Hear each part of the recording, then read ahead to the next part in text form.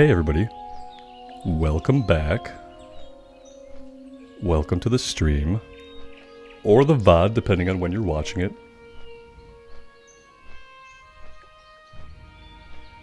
We are in flight. I have us on a flight over to Red Ridge. We are going to make the run down into Duskwood, and that's where we're going to kick things off this evening.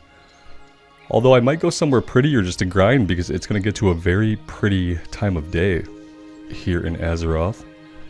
It's approaching the PM hours, the evening time, and I really like that kind of lighting in WoW. I don't often get to play WoW at night, so maybe we'll grind somewhere prettier than Duskwood. Brandon, welcome. Thank you for being here, man. Mark, hello. Welcome back.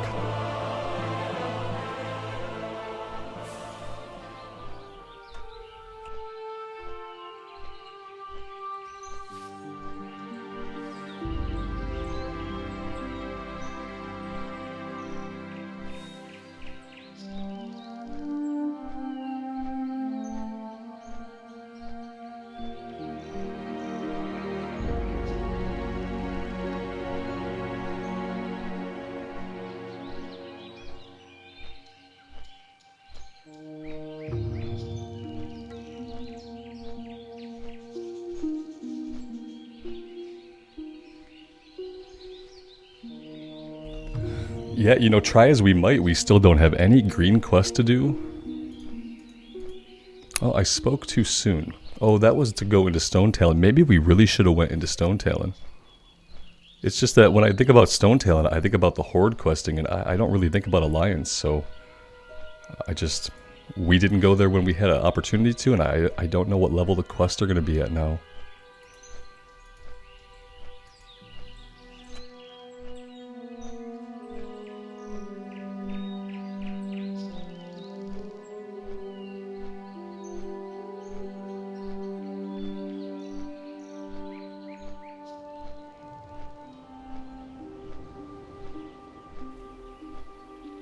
Alright, maybe we should go into Stone Talon, but yeah, we're kind of off course for that now, aren't we?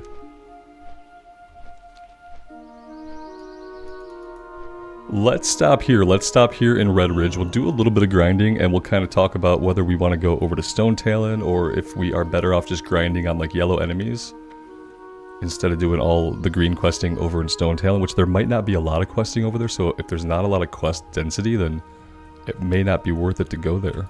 What can I do for you?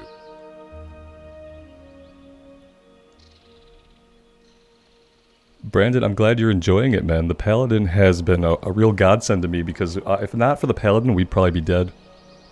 Without the bubbles and the lay on hands and all the get out of jail free cards. It's been a lifesaver, literally. Need help? It's going to be remembered for me as the class that let me stream, and it didn't get me killed right away while I was learning how to kind of multitask. If we had tried this on any other class, we would have died. So I'm really happy for the Paladin, and I'm having a great time on it.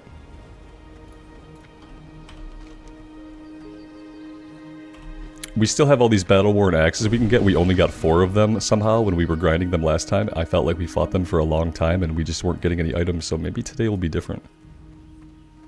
Belly Grub. Level 25? I don't know, man. Daryl, that seems like a way to get me killed, brother. It says level 24. I'm pretty sure he's level 25 or 26.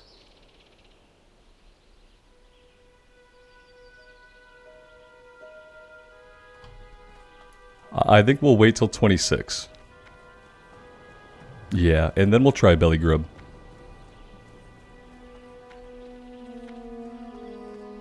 Steve, the notifications for like live streams on YouTube seem to be really weird. I've had people tell me that even if they have the bell rung on the channel, that they don't get notifications for the live streams. I think you have to go to my channel page, see that the live stream has been scheduled, and I always try to schedule them at least a couple hours in advance, as far ahead as I know.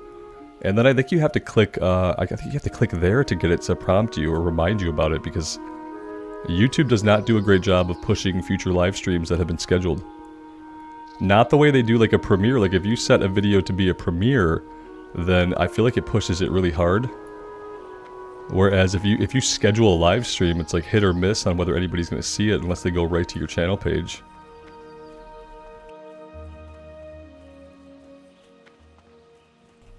Mark, this time around we're on Alliance. We were kind of alternating like Horde Alliance with each character that we got killed off. So right now we're on Alliance because the last two characters we did were Horde side, so try to keep it as fresh as we can while we're being stuck in the starting areas until we get beyond level 30 and stuff.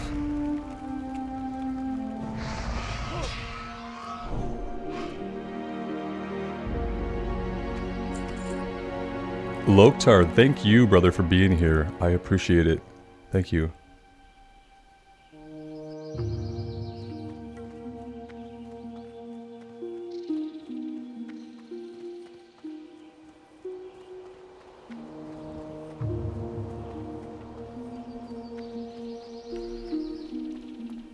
You know, Steve, it might be just popularity of the YouTuber as well. You know, maybe if you have more subs, maybe they push you more. I feel like their algorithm is probably definitely taking stuff like that into consideration, so it could just be a me thing. I feel like every time Chris Odd schedules a stream, my YouTube definitely shows me. Because my YouTube, it knows that I like Chris Odd. And he probably makes them a lot of money.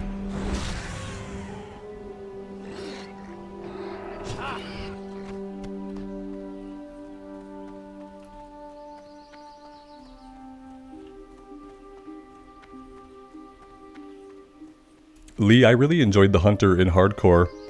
I made some stupid choices that day and got her killed by a pack of Murlocs that like froze us in place, and I didn't have my pet gather aggro on them to kind of sacrifice my pet, and I just got her murdered. But I was super attached to that Hunter. We had our cooking on lock, we were leveling it up religiously. I think I was doing really good with my fishing, and I was just like really into the Hunter. People were giving me a lot of help with like understanding the pet abilities and stuff, and I found that super cool.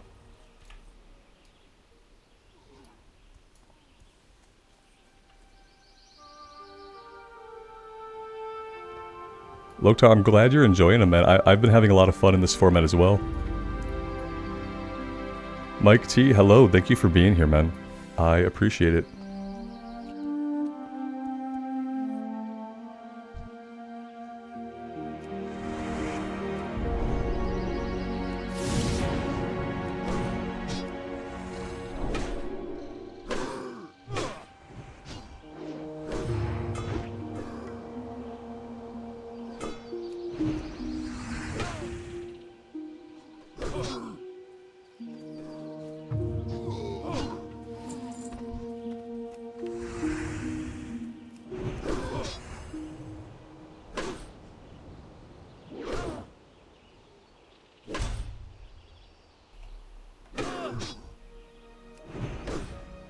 Loktar, thank you for the membership, man. Thank you so much, I appreciate that. And welcome. Now you're stuck here, so... yeah.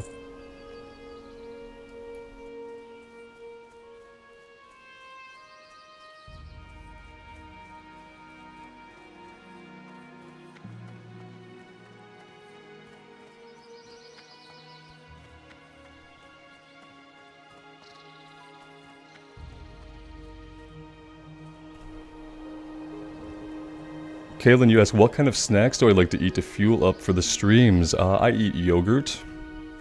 I had some egg noodles with a little bit of butter before I came on stream this evening. And then like whatever delicious food my wife will make me, which is usually my go-to, but she's out this evening.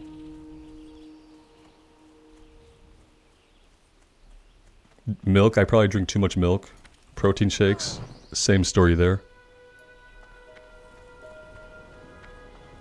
Whatever I can eat quickly. If I'm on my own, it's like whatever I can eat quickly that doesn't require a lot of prep or a lot of cleanup. If I'm just making food for myself.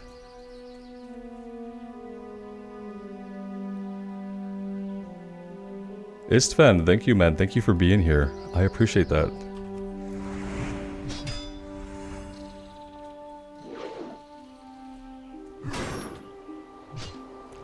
Hitches asks if I will be doing more live streams than the normal format for the videos. Yeah, I think that the time that I spend live streaming is going to be more than the old format. I'm going to be doing series still in the old format because I understand a lot of people just like the immersion, and it's less chatter. And maybe it's like probably easier to relax to or fall asleep to.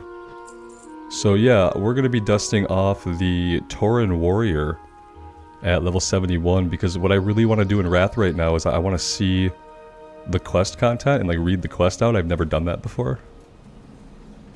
So that series for the Tauren Warrior is going to stay recorded and no face cam, so that people who really enjoy that format more, like I don't plan on having that format leave the channel. ESO playthrough, same thing with that one. Mark, thank you so much. Oh, we gotta run from this. We gotta run. We got ourselves into a little spot of bother here.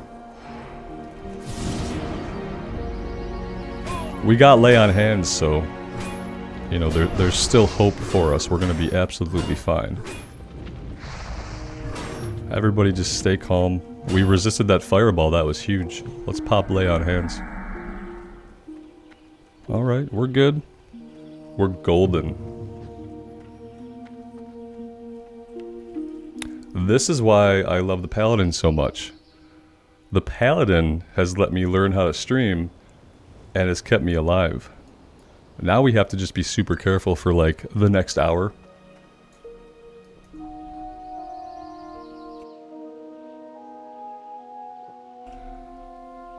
Mark, if you go to my YouTube page, there should be a join button. There might be a join button somewhere on the window you're looking at depending on what device you are on. But yeah, it's like a join button. It doesn't say membership or anything leading like that. It says join, and the word join gives you no information about what you're about to try to do, so...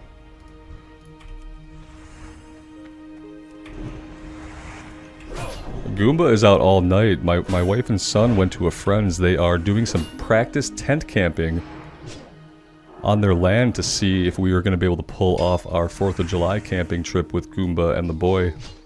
Because he's 8 years old, he's never slept in a tent before, and Goomba is 9 months, 10 months? I can't keep track. Maybe not even that old. He might be 6 or 7 months, and he's never tent camped either, so they're kind of on a dry run. So they're all out tonight.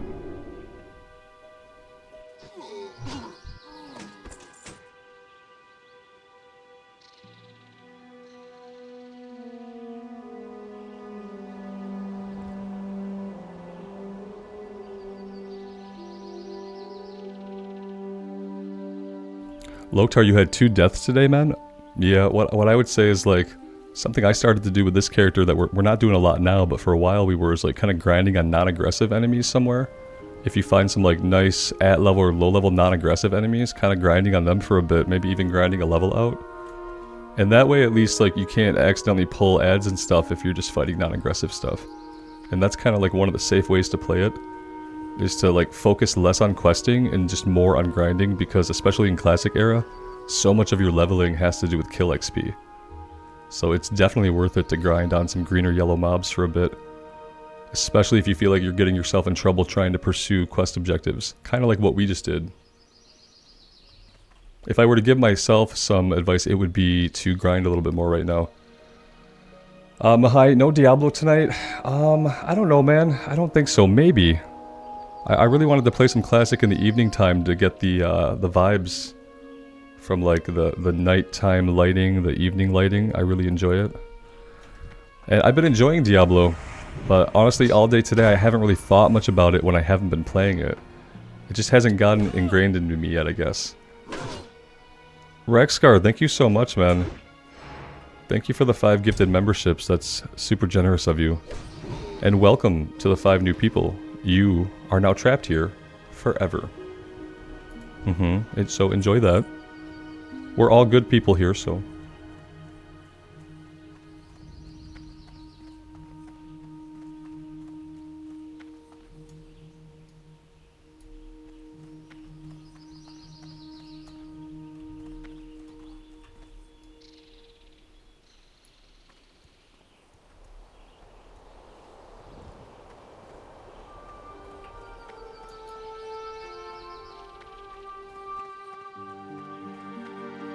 And so the great thing about the gift subs is that they're 1 month and they're not recurring. So that's what I like about them.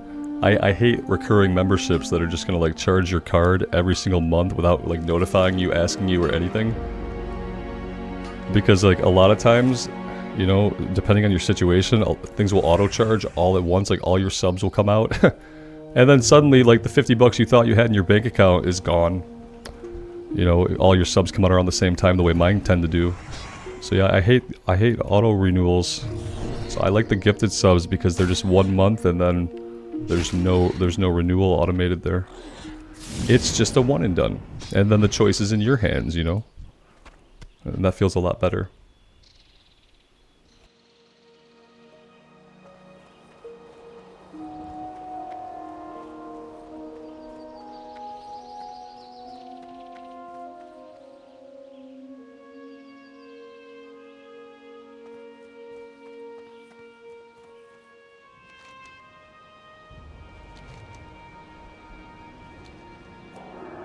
You know what we're going to do that I just remembered? We're going to go down here. We're going to fight these guys down here. It's safer down there. I remember the mobs being a little bit lower level, and I remember just the placement of the enemies, besides some patrols, being just generally a little bit safer. So I think we're going to do that. Looking at our bag space, we could stand to make a little stop back in town and empty our bags before we do that.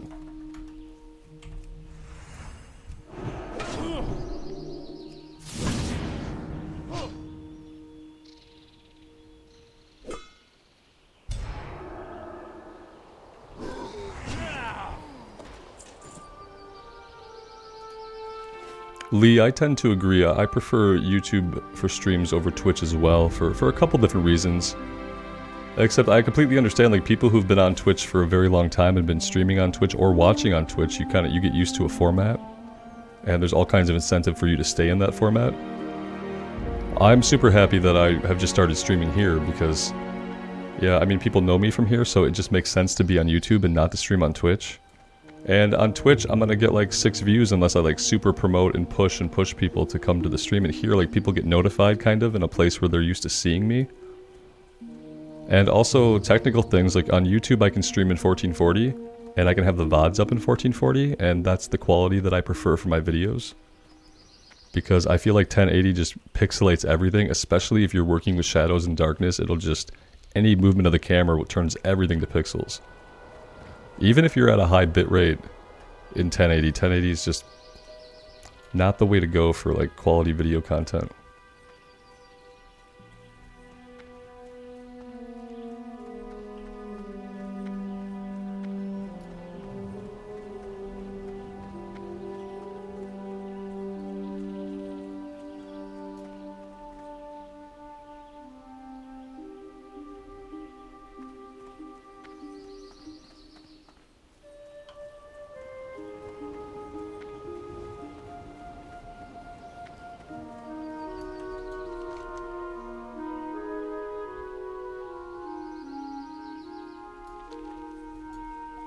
I'm gonna swing down to the south, like all the way down here, and work around this way.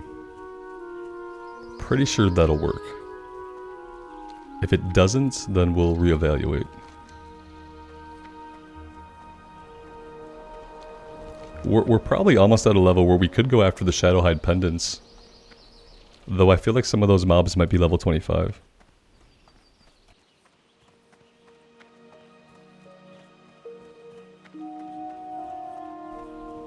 Oh, Tukin, I should eat some delicious buff food, and I will try to remember to do so once we are a little bit closer to where we'll be fighting.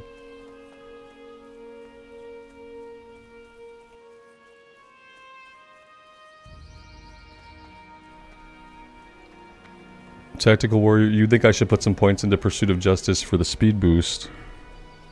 And that's not a bad idea, just because, you know, besides going right into Conviction, I don't think I'm going to grab Consecrate. Since we are going with Seal of Command, that means I don't have to put 5 points into Improved Seal of Righteousness, which puts us ahead of the game, you know? So maybe I could go for some movement speed.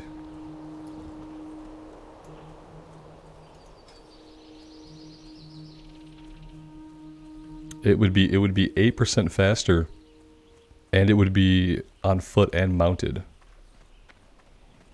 So that could definitely help, you know, especially because we're going to level 40 without a mount, so any kind of speed increase could really help us out.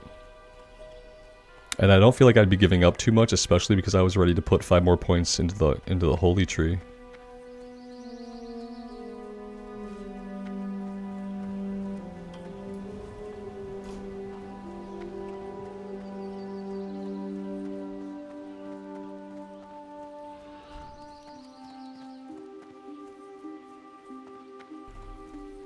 You know, Tactical Warrior, when I thought about the speed, I didn't even think about running away. And that's how stupid I can be sometimes, is that, yeah, you're absolutely right. More important than the travel, probably, is the ability just to run away faster and leash the mobs faster.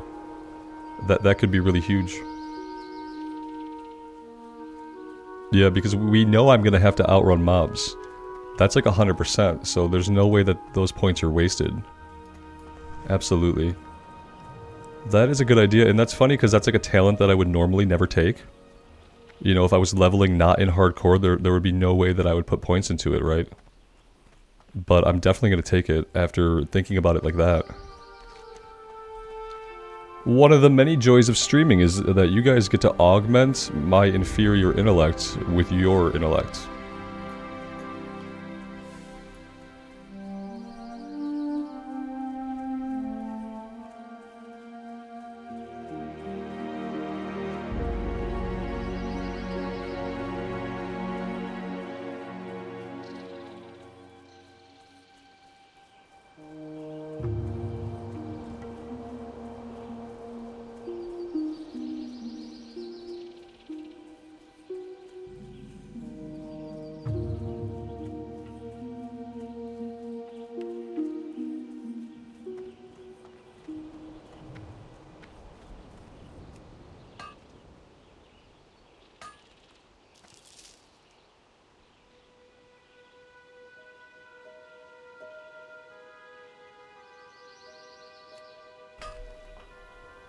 Matthew, thanks for calling that out, man. Now, I talked about this a little bit earlier, so I'm fine to repeat it again, but I'm going to be treating Blessing of Might like a combat buff. And what I mean by that is, like, think of, like, Battle Shout for the Warrior, how it's a 2-minute buff, but you're not going to try to keep that up all the time, right?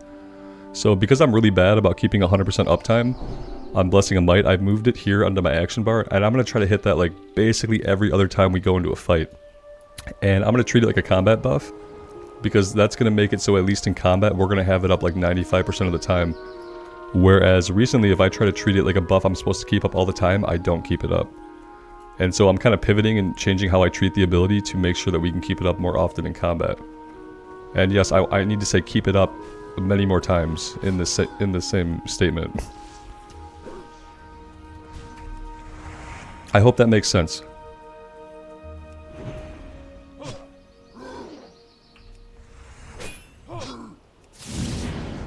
So yeah, we're going to have like 30% overall uptime on Might, but we're hoping to have about 95% combat uptime on Might. That's kind of the goal.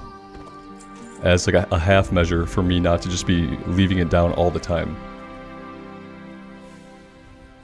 Because I feel like honestly like a 5-minute buff is really short. A 5-minute buff, like what's, like, so we're talking about a 2-minute buff or a 5-minute buff, it's only a 3-minute difference. I feel like if you give me a 10-minute buff, then I'm going to strive to keep that up all the time. I'm probably still going to fail, but it's a 10-minute buff, so I'm going to try to keep it on myself at all times. 5 minutes, I've realized that it's better just to treat it as a combat buff. At least for me. Especially because I have an aversion to add-ons. People have given me plenty of good add-ons that could tell me when to push the button again, and I'm just... I got as many add-ons as I want to run with for right now. Typically I don't use any add-ons. It took me until end of Season of Mastery to use Questy for the first time. We were like level 56 and I was having trouble figuring out like where we should go next, and then finally I used Questy for the first time in my life.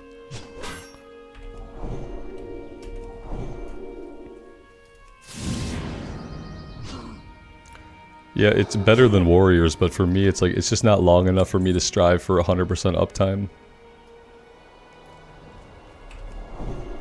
But now that it's on my 3 button, I'm actually like prone to hit it a lot more. So we'll try to do better. I appreciate the call outs though. I always am down for some backseat gaming. Definitely call me out. It's very helpful. Hey, we're 10 out of 10. I actually might just stay here and grind on these guys for a little bit. They seem like they're a little bit lower level and they're pretty easy to fight, and I feel like we could probably take 2 of them at once even if we're at full HP.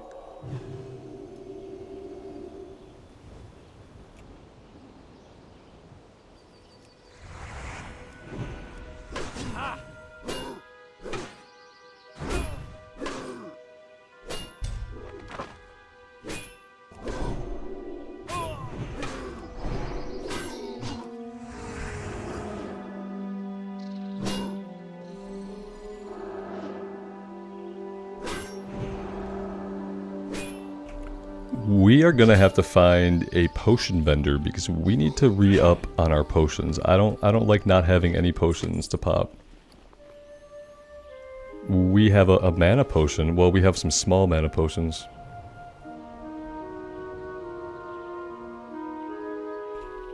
Steven, thank you for being here, man. I'm glad you could come hang out. Oh, Tukin, good night, brother. Enjoy your dinner and have a good evening. I appreciate you being here hanging out for a bit. Thank you.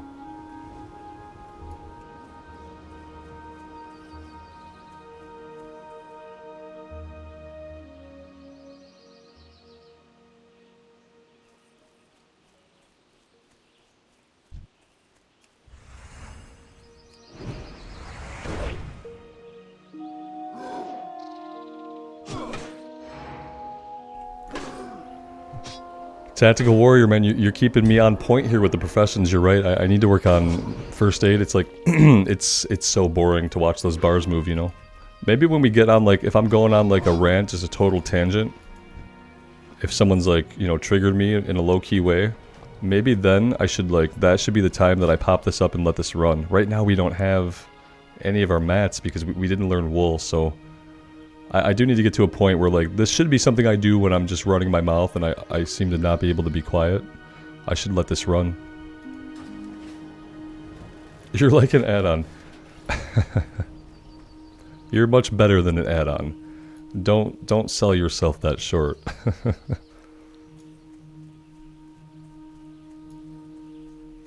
If you were an add-on, I'd have to pay you a monthly fee, you know, for the guidance. I'm just saying. You, my friend, are just a great person. Which is much, much better than an add-on. Especially one that wants money out of me.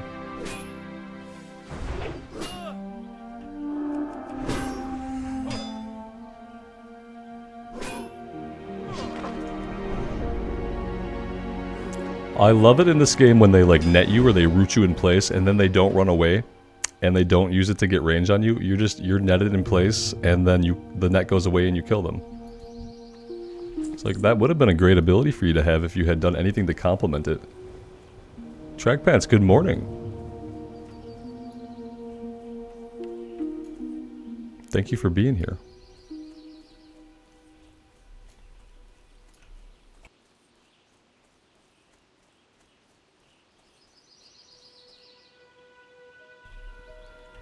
This 3 pull is tempting, but I don't think so, right? Not without a potion. Let's go get some of the scouts off in the distance.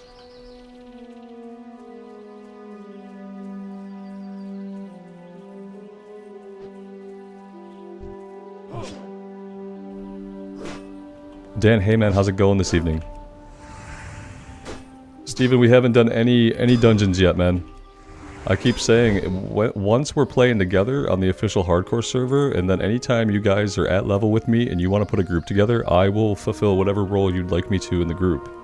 I just don't want to pug it, you know what I mean? I don't want a pug to get me killed, I don't want to get a pug killed. If we all die together, then, like, at least we were in it together, like, from start to finish, you know?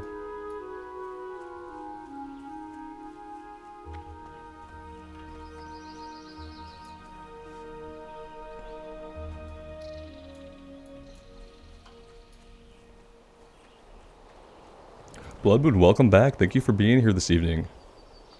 Hope your afternoon and evening are doing well. Weston, I'm good.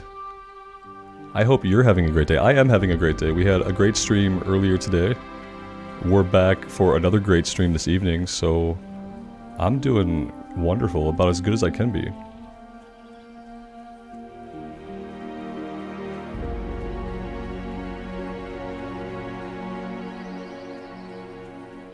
Dan, that's impressive, man. I can't remember the last time I was able to stay conscious that late, but I understand people have different schedules and stuff. That's impressive, though. 5 days off of work sounds absolutely amazing.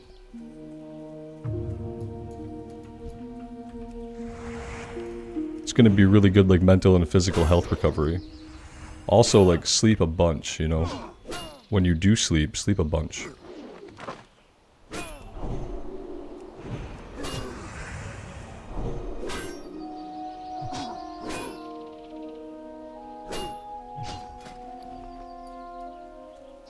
It's two now.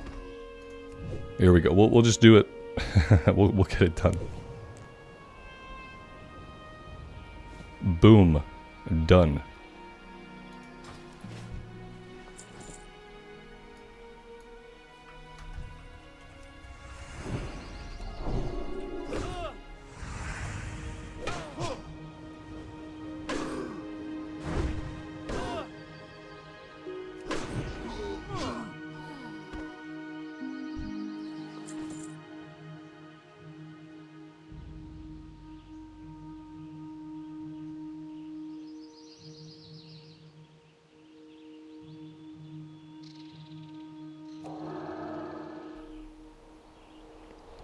Peace out, that's cool. One of you guys will probably tell me when I'm near a vendor that sells potions, and I'll keep my eyes open, and I'm sure we'll find something the old-fashioned way. Sorry, I have to check my text messages, which is like super unprofessional, but let me do it really quick. Nice. Okay, it wasn't important at all. Sorry about that. Oh, hi there. That was a good time to like stop just right here. Right? That was a good place. Yeah. Super safe. Super safe.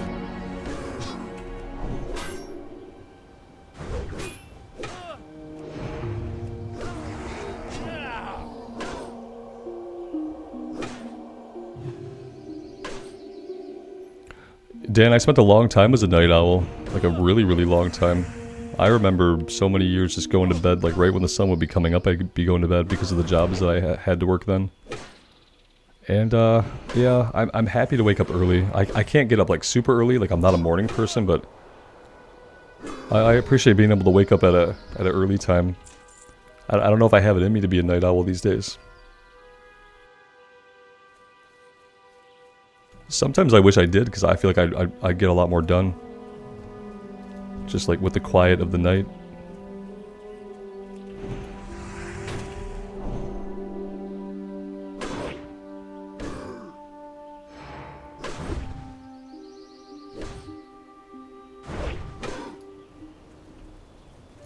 Whitney, midnight to 6 a.m. sounds rough. Part of me gets worried because I don't know, like, physiologically if human beings were, like, meant to do a lot of work in the darkness. And so, like, I often think, like, does it have, like, physiological effects on us that could be negative if we have to work those, like, reverse schedules for too long? Or are we used to it now?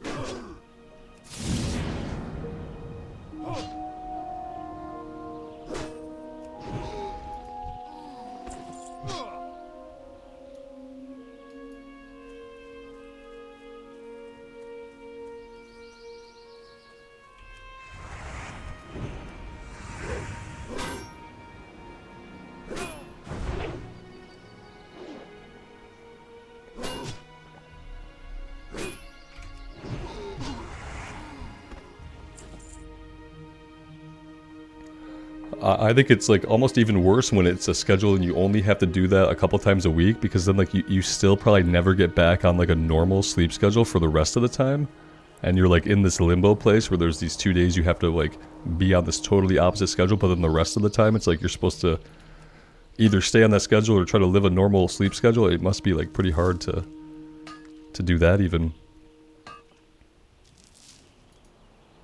Because then it's like you can't even get used to it, you know?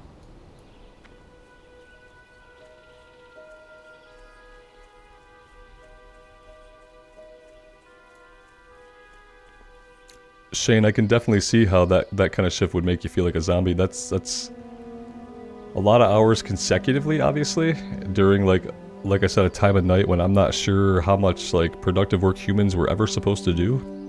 And I could definitely see I couldn't do something like that.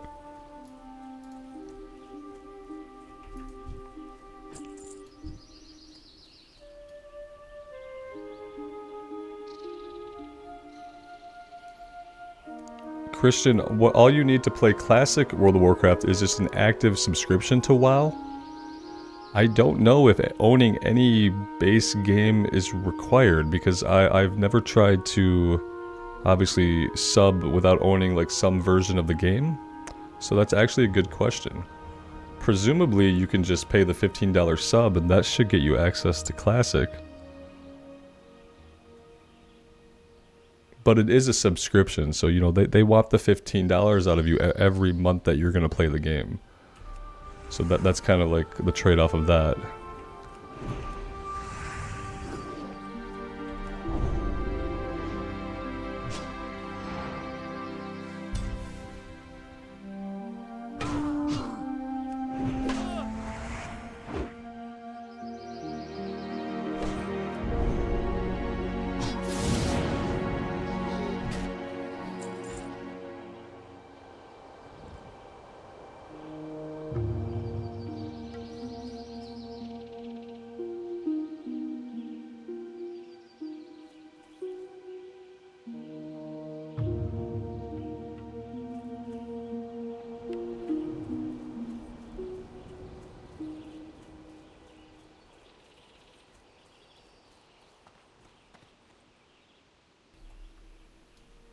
Nemo, thank you, man. Thank you for being here.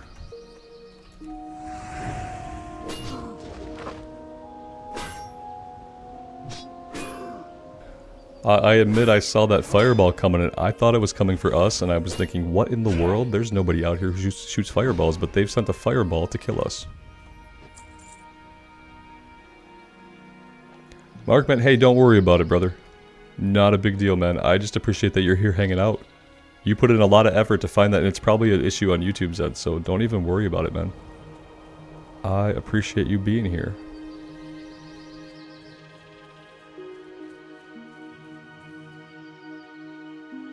Oh, and yeah, so right, you have the gift sub, so it probably won't let you do anything at all anyway until that runs out. And like I said, that's not going to recur, so after a month, then the choice will be back in your hands, and maybe the button might be more visible in a different format, like in a web browser. But yeah, I wouldn't worry about it, man. You're good.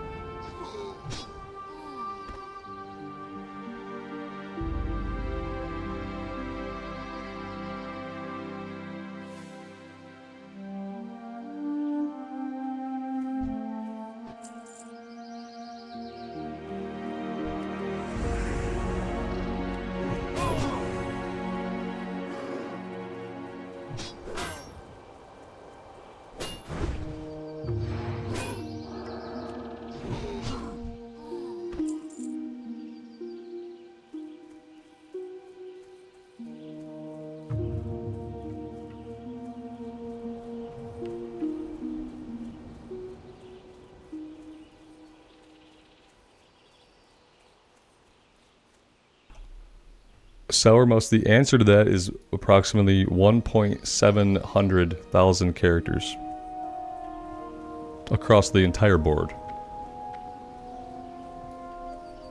Or, as we like to say in the industry, a metric crap ton. Don't ask me what industry or who else says that. I don't have those answers for you right now.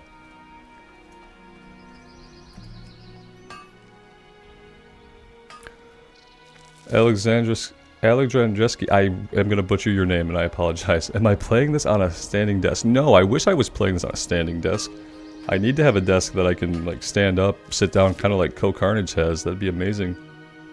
Unfortunately, I'm not Co-Carnage, and the income reflects that.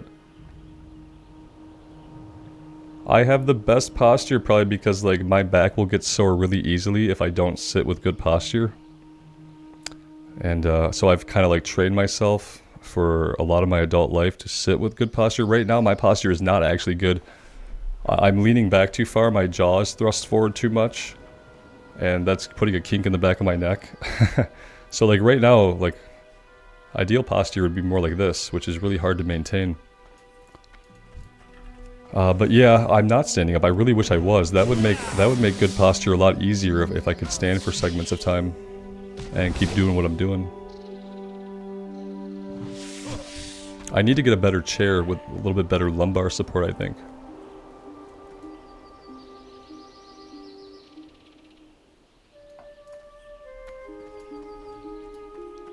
Yeah, posture is something I've had to struggle with in my life as a kid and like an early adult because I'm 6'4", and I used to be like super skinny, and I just slouched all the time, and it was awful.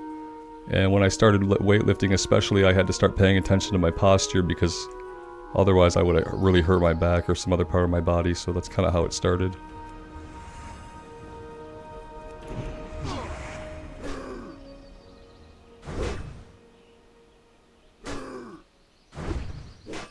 Jay, that's awesome, and you've been here since the beginning. Ren Rambles. Very first WoW Classic YouTube series. Thank you, man. That's awesome. Thanks for being here. It's crazy because that was a long time ago now. 2019. 4 years. 4 years this August that we've been playing WoW Classic. We're in Wrath of the Lich King towards the end of it. Dan, yeah, weightlifting helped me with posture because you just like, when you're lifting, the most important thing is like the way you do the lift. And then what you start to realize is that posture matters so much in the rest of your life, because if you lift and then you go out and you have terrible posture, you just get so sore.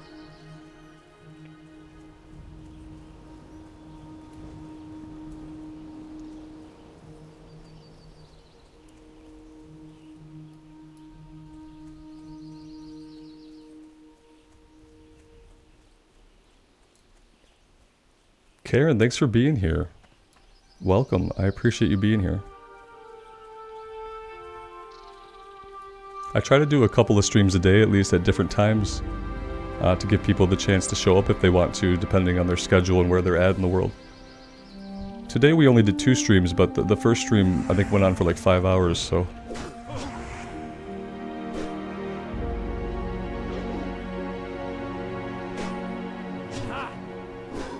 Ford Colt, welcome, man. Well, thanks for being here. I appreciate you checking the channel out, joining the stream.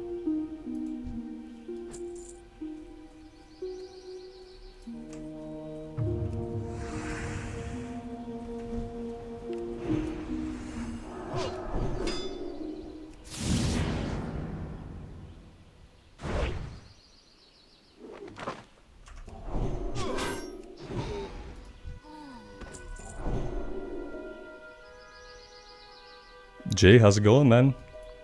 Glad to have you back around. Thanks for being here. It's going well tonight. We've only had one close call. It was a really bad close call, though. Like, we got lucky. We had to bubble and lay on hands. That's why we're on a 28-minute cooldown. So yeah, I almost got us killed, but thanks to the Paladin being so awesome, we survived. Ford Colt, this is hardcore. Yeah. Death equals delete, all that good stuff here on Bloodsail Buccaneers server. Yep. The funnest way for me to experience WoW right now has been classic era hardcore.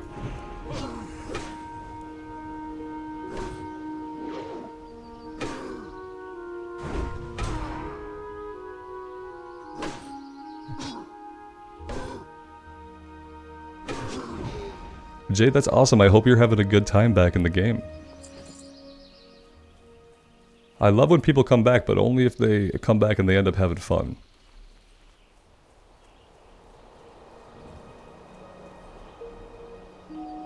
Wrath, yeah, Pallies seem to be quite easy for hardcore. They have so many emergency buttons to save them. You're absolutely right.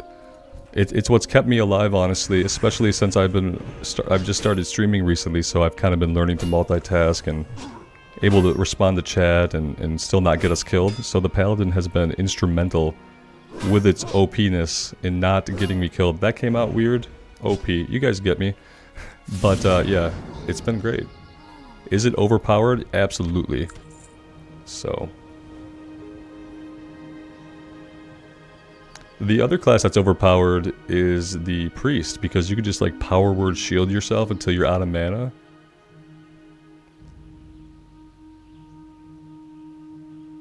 Dan, don't expect that Dark Souls playthrough you see on the channel to go anywhere, man. Look at the episode count, brother. We talked about Dark Souls, I think, the other day, and how awful I am at those kinds of games. Even though I love the aesthetic and the lore and just like the way the world feels and the grittiness of it, like I'm bad at dodge rolling. Now, potentially I could do like some kind of shield build in Elden Ring, or like a mage build that has to dodge a little bit less. But in the Dark Souls games, the caster stuff I don't think was really a viable option, and I'm bad at dodge rolling.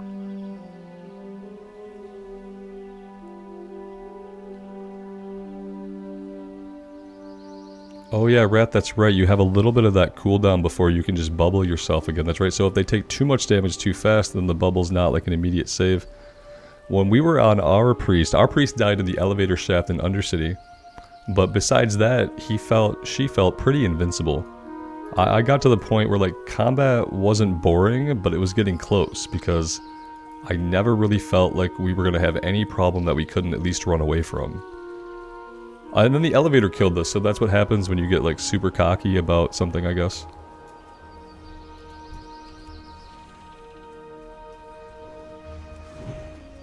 Whoops, let's help kill this guy now that we're on the aggro chain, then we'll grab the guy behind the tree that just popped into existence.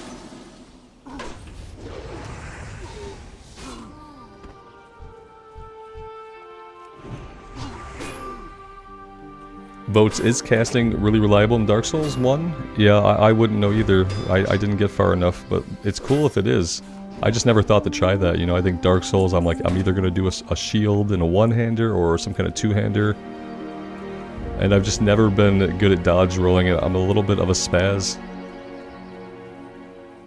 I'm sure like with a lot of practice, I could probably build some good habits. Like I own Elden Ring on the Xbox, and maybe I should spend some time late in the evenings, if my wife's not on the Xbox, playing Elden Ring and maybe building some muscle memory and stuff. Getting good, as they say. Ford Colt asks, how do I feel about warlocks? I got 2 warlocks killed really, really young in their lives. I feel like they'd be a really good class for someone who wasn't me and who didn't get really cocky as soon as they got the Voidwalker. And then what really killed us though was like our Voidwalker went down one side of a hill, pulled an ad or two. We went down the other side, pulled the guy, we pulled them all together and died. So I think the Warlock's probably really good, but I just didn't get a chance to really get into it or experience it. That pet was a huge liability, it turns out. Jay, I'm gonna play more D4. Yeah, I just don't know if I'm gonna play any more tonight. I really wanted. We had a long WoW stream during the day, but I really wanted to get on and spend some time in the evening just enjoying the afternoon ambience. Sometimes I like to see the game in different like times of the day. And you know, I might play some D4 in a little while. I don't know. I could play anything, but for now I'm just here killing orcs. Although we probably could do something like more beneficial to us. We could come up to the north here and get some Shadowhide pendants if that seems safe.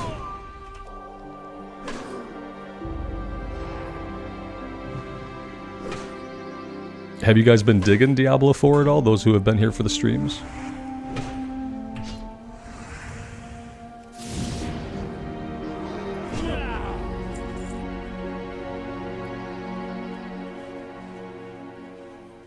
It's really dark aesthetically. That's, you know, obviously it's a Diablo game, right?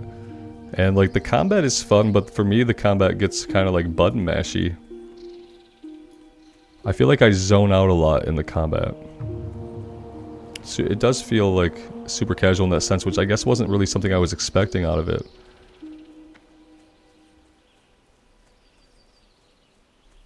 I think we got to like level 16 or 17 last night. Blood Moon, it's already dark in Florida? Wow, you guys have an early sunset. See, it stays light out here until like 10 after 9 right now. That's just gonna get later and later. By the time we're at the longest day of the year, it's gonna have a sunset of like 9:45. Can you imagine trying to convince an 8-year-old that it's time to go to bed when it looks like daylight outside? You can't convince them because they're not that stupid. You're like, it's 9 o'clock, 9 o'clock's time to settle down. They're like, it's daylight out. Why don't you shut up? Stop trying to gaslight me into going to bed. Yeah, it gets crazy. It's literally, it'll be 10 o'clock and there will still be light in the sky because the sun has gone down like 15 minutes ago. Like today, I think the sun's gonna set at like 9:05 today. Oh, this guy's a runner. Can't check the weather right now. We got a runner. Yeah, it's like a 9:05 sunset time right now today, and we're only in the beginning of June, so it's gonna get like a minute later every day until the solstice. Sour Mouse, I agree, it is a lot more immersive in hardcore. I feel the same way about it. That's why we play so much hardcore now. I just get so much more attached and into my character.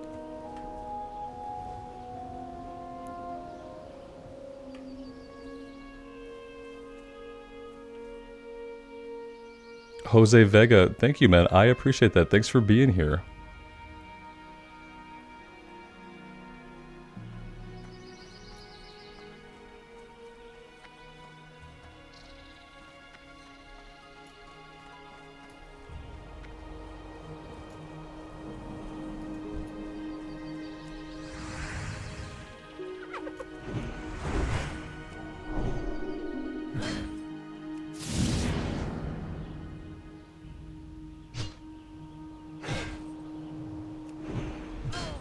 Yeah, everything feels a lot more meaningful in hardcore. It's like it emulates life, right? You get one life, you try to have meaning in it and do meaningful things, and then like, you know, hardcore is the video game emulation of that same idea.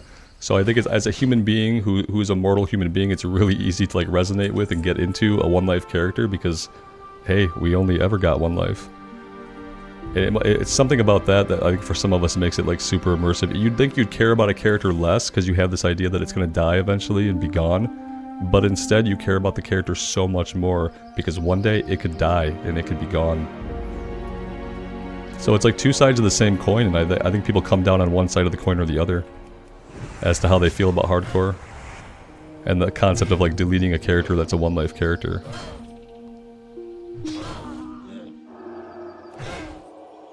This guy is beating the crap out of us. This is not what I'm in for.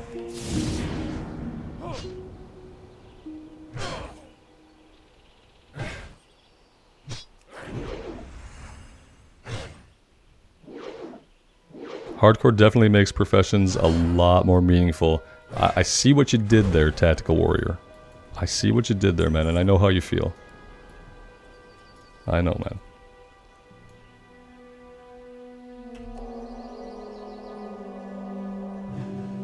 I told you I'm basically like a 12-year-old, and this 12-year-old has a lot of fun pressing the attack buttons, and he doesn't have as much fun pressing the create all button. So yeah, I'm a procrastinator when it comes to my professions. The thing is, before very recently in WoW, like I never really did professions before Classic, and even within Classic, like I have never been a big professions person, so it's kind of like a big adjustment for me to really focus on and do a lot of professions. It's just historically something that I never took the time to do.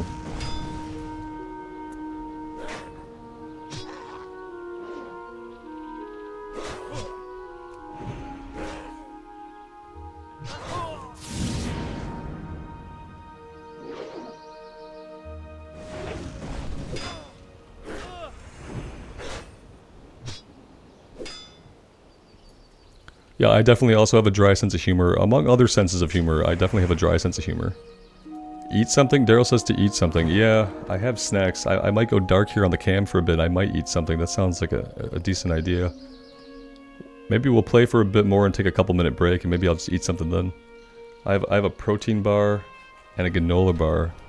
Neither one are really calling my name.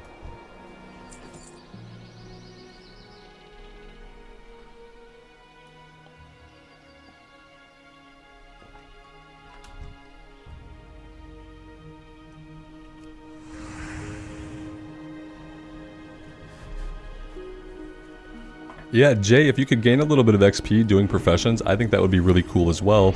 I think it was Cataclysm that introduced, like, you get some XP when you mine stuff, or when you herb stuff, but that's it. You don't get any XP for skinning, I don't think. You didn't get XP for casting, like, doing the crafting itself. Yeah, if I got a small bits of character XP for doing professions, I think I would be, like, more on the spot with it. We're gonna run from this. We've attracted the attention of people that we don't want. So, yeah, we're out of here.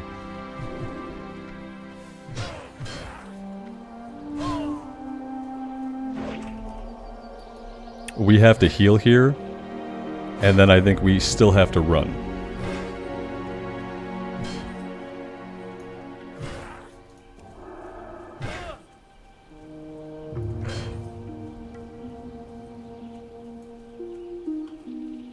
The run speed bonus. The run speed bonus, yeah.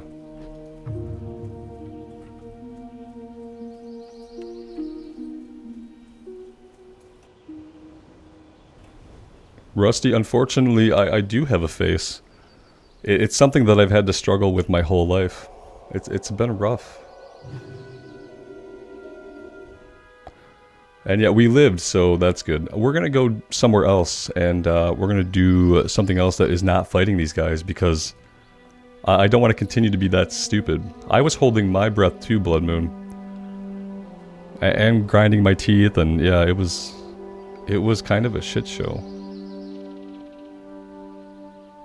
Yeah, I think that's the sign that we need to do a hard pivot here.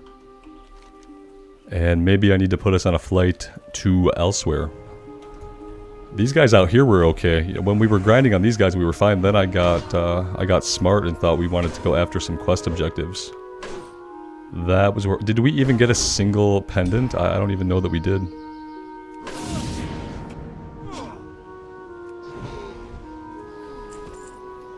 I'm not sure where to next.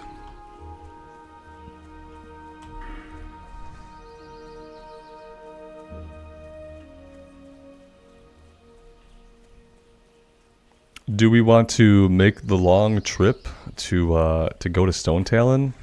I don't really feel like doing that, honestly. That's a lot of running and not a lot of anything else. Dare we do anything in Duskwood? We could take a look at Duskwood and maybe we can do some stuff there.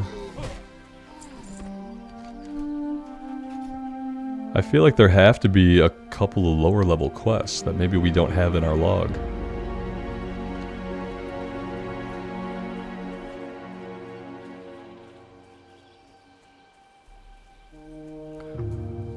J. Tom, what did you do to deserve this? I don't know. It depends on if you think it's a punishment or not. No, all that happened was, and this is what happened, a few days ago I was just kind of testing my OBS and making sure it could connect to my YouTube. And I was just like planning for the future and making sure that I had the ability to go live, that I knew how the buttons worked. And what happened was people started to come in to the stream, and then we started to chat, and I started to play the game. And then before I knew it, we were streaming every day. So that was like 3 days ago. Ethan asked, what server is this? This is the Bloodsail Buccaneers server, which I believe is a US East server as far as time zone, and it's classic era. It's where people do the hardcore challenge for the most part, with the hardcore add-on.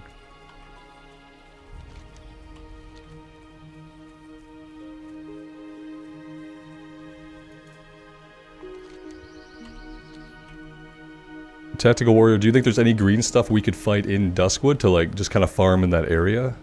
Maybe some of the spiders and wolves in the northern part are green for us now. We could maybe fight them for a bit.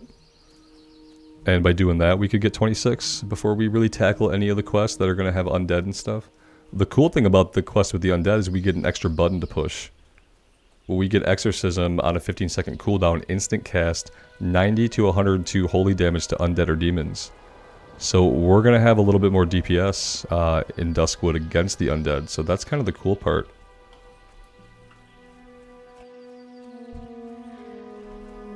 Yeah, Mega Ultra, the hardcore add-on is just an add-on you can get on CurseForge, and all it does, it's free, all it does is it kind of tracks your hardcore journey and kind of like creates official like logs about if you've died and stuff like that. It also gives you all the rules and stuff, so this is the hardcore add-on. And yeah, you just download it on CurseForge, and then like you're taking part in the hardcore challenge then when you have this running. You want to have it running before you create the character, and you need to have it on every time you log in.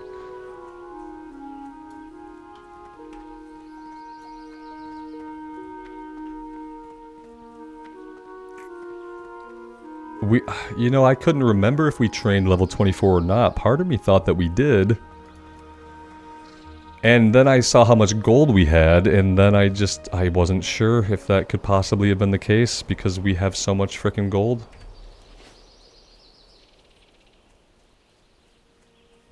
Jason, there probably are ads by default, unless I go turn them off, because a lot of the settings for ads in YouTube are just on. And then you have to kind of go, if you don't want the ads to play, you have to choose to turn them off. So if you're getting like a mid-roll ad, that would be something that I'd have to disable.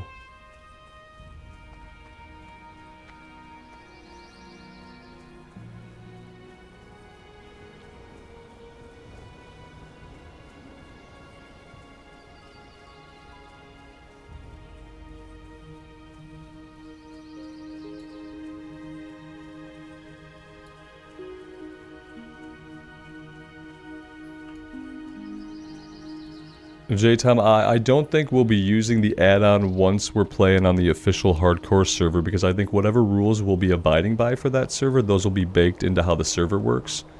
So like if they don't want us using the mailbox or the auction house, they'll just have those things disabled. They're gonna have reses disabled, so you're not gonna be able to res anyway. And I feel like part of the point of the hardcore add-on and like the logs it creates is kind of to keep people honest. But if the server rules are just baked in, then there's no reason to have to track that with an add-on. King's honor, friend. At least that's what I think will happen, and I could end up being totally wrong.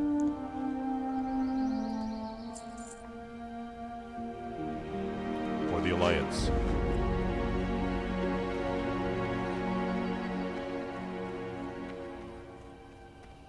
We have to make the run down to Duskwood anyway, because I didn't grab the flight point. So let's do that. We'll kind of check out, well, let's sell first. Yeah, let's vendor here, just in case we fight along the way. Yeah, the server will definitely have some special rules. We just don't know what those are going to be yet. We're still waiting for Blizz to give us any news. Somebody earlier in the stream said that there had been an interview on somebody's stream today, like a hardcore player stream, where Blizzard had revealed the time frame we could expect the hardcore servers.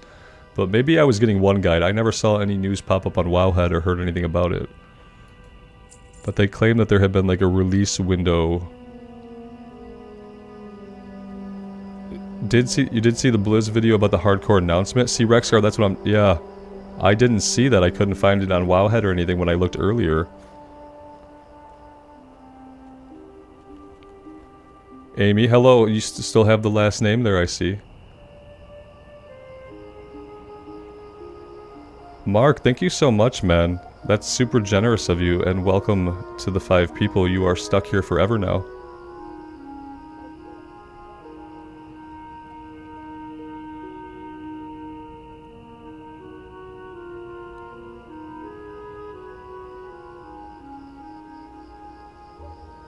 And yeah, Mark, you found the button. Hey, that's awesome, man. Thank you so much. That's a great way to pay that forward. I really appreciate that.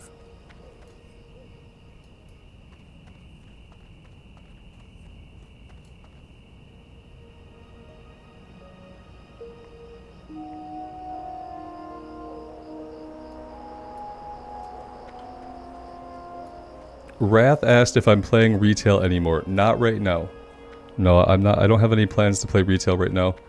I played the campaign in Dragonflight. We got to the end of the base campaign. I tried to play some Embers of Neltharion, and I just bounced off the story. I wasn't resonating with the gameplay. I don't care about the gear systems or the gear grind or the world quest. I just can't really get into it. It's a beautiful game. The art is beautiful. The writing has gotten better, but it's still not great. And I just I don't resonate with the story right now. The story is very like, very not Warcraft. And it's also like not really great to me on its own. Even though it's much better than Shadowlands, I'm just not resonating with any of it. So while I feel that way, I don't want to keep playing the retail and just putting up videos and content that I'm not really digging. Can I help you? Be careful. Hardcore is also addictive. Yeah, if you're a person that likes hardcore and you figure out how much you like hardcore, it does become addictive, yeah. Part of it is the challenge, but part of it, a lot of it is like the immersion and how easy it is just to get into your character and like how attached you can feel to the character, and like you just really sink into it super easy.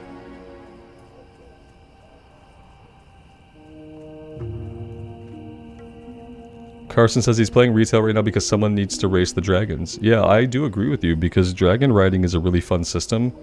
It just wasn't fun for me in World of Warcraft. I think that the races themselves, like the races are probably super fun. As a way of getting around the world and kind of minimizing how big the world is, I didn't really care for it. Even though like to do it, the motions of doing dragon riding are fun.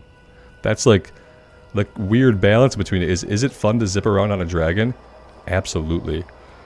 Does it minimize the world for me and just make everything seem small, condensed, and short and more like a game level? Yeah. It doesn't let me get as into the world, unfortunately, but I can see how it would be super fun for people who really like it. And that's kind of the great thing about the different versions of WoW is like there's so much different WoW to enjoy that it's kind of like a golden age of the game right now, and like all forms of the game are pretty good. Now, all forms of the game have their problems, but all forms of the game are pretty good right now, and you got 3 different flavors you can play at any time. And so yeah, it's kind of a really good time to like World of Warcraft, no matter what you like to do in the game.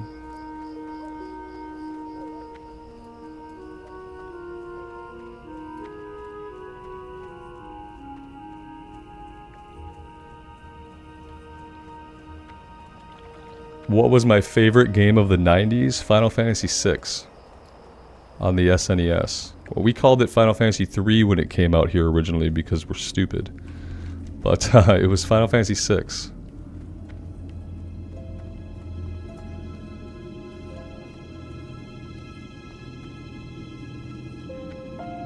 Damien, you say that I don't look like you thought I would look. Yeah, I've had the camera on yesterday and today. I kind of look just like my key art. So I feel like you had to have a little bit of an idea of what I might look like. You had to know that I had glasses and a beard. And probably, unfortunately, a face. It ended up being this face, so I'm sorry for that.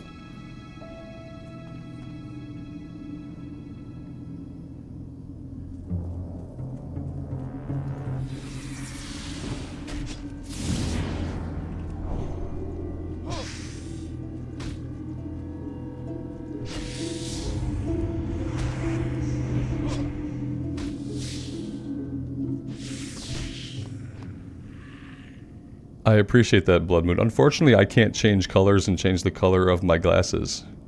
I think that's kind of where I fall short. Sour Mouse, you ask, what's my favorite class? It's a tough one because I love all classes in the game, and I love the one that's keeping me alive. Probably historically, my favorite class has been the Warrior. It's definitely the class that in my WoW career I've spent the most time on.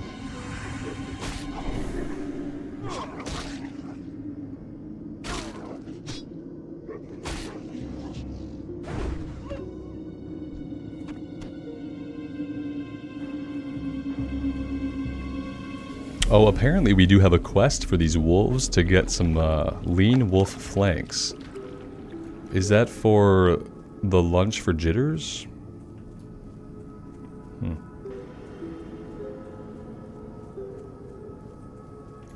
Damien, that's a good point. I realized that earlier that, like, in my mind, of course the icon indicates that I don't have hair, but, like, you would never really think about it. You might just assume that there must be hair there somewhere. And right now there's not hair. I could grow hair, but it wouldn't be super impressive, and it's kind of just like, it's always been an annoyance to me because I'm pretty physically active. And I have been since I was 22. So, like, having hair is just kind of like, it's kind of an annoyance when you know every day you're going to do activities that make you sweat a lot. Having hair just becomes a big annoyance, especially when you're not like super happy with your hair. You got like a little bit of a receding hairline. It's not coming in super thick because it never really did. Then the decision to buzz it off is pretty easy. And that's what I've been doing for a long time.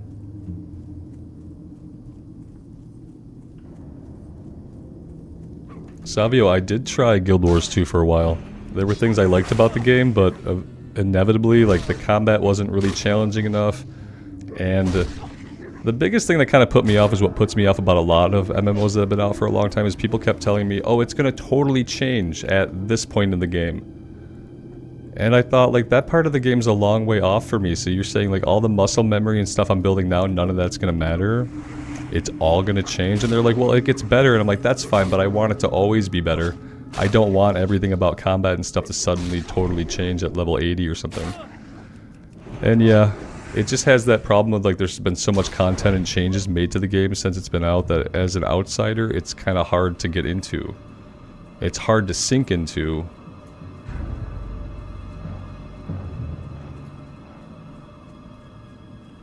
JCS asks, what's my favorite leveling zone?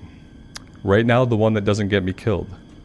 But aesthetically, maybe Ashenvale. Ashenvale is a really beautiful zone. Elwyn Forest is always a big winner, really high on the list.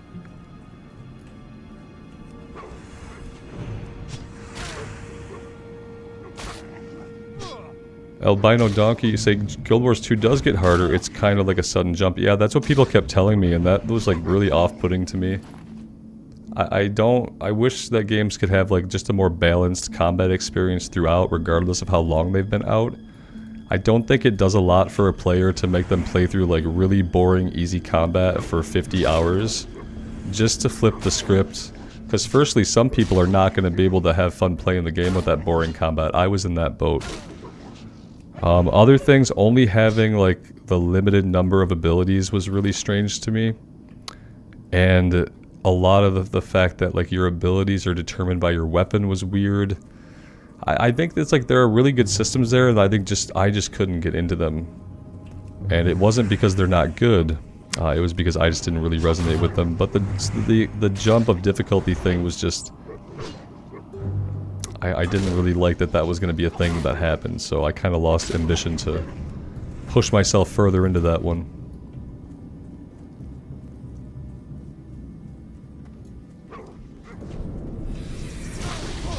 Jay, Final Fantasy VIII is like really high on the list. Final Fantasy VIII is one of those games that I worry that if I played it now, I probably wouldn't like it, but my memories of it, like, I remember being on the spaceship for the first time, like on the spaceship out in space, and then like the floating in space scene, like, so many scenes from Final Fantasy VIII just like stick in my memory forever. So yeah, definitely like way up there on the list.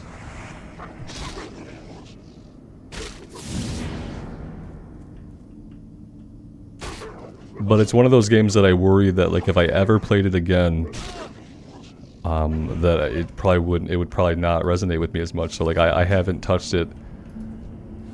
I think I was probably 16 or 17 the last time I played Final Fantasy VIII. And I'm gonna be 40 in January, so yeah. I like keeping those memories kind of like completely intact. You know, and then they remade 7, and I didn't play the remake of 7, but I watched Co play the remake of 7, and so much of what they did to 7 is so strange to me.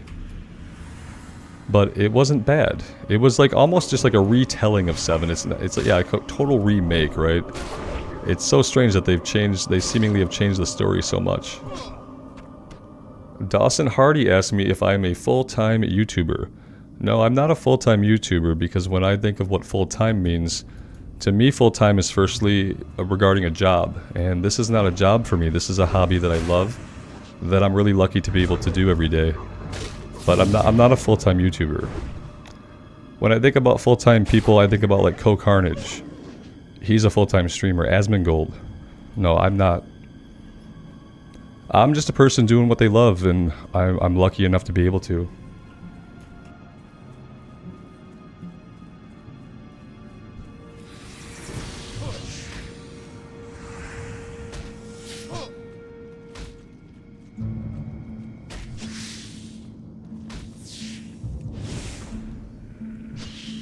Tactical Warrior, welcome. Thank you, man.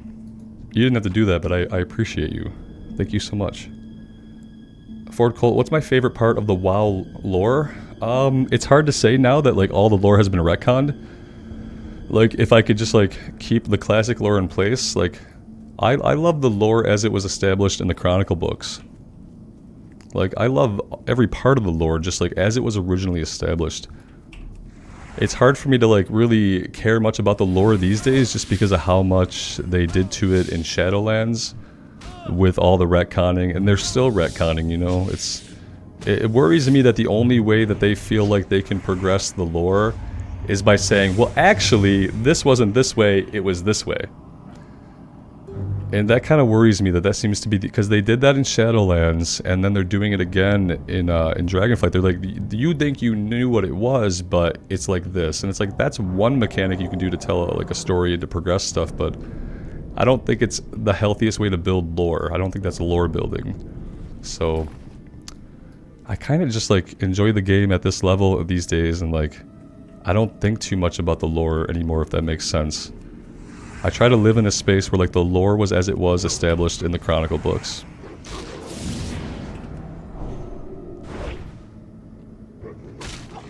I don't like when every single layer of the onion gets peeled away and like just the deep reveal, the reveal gets deeper and deeper, but then suddenly it's not what you thought, but then suddenly it's not what you thought you thought. It's like, okay.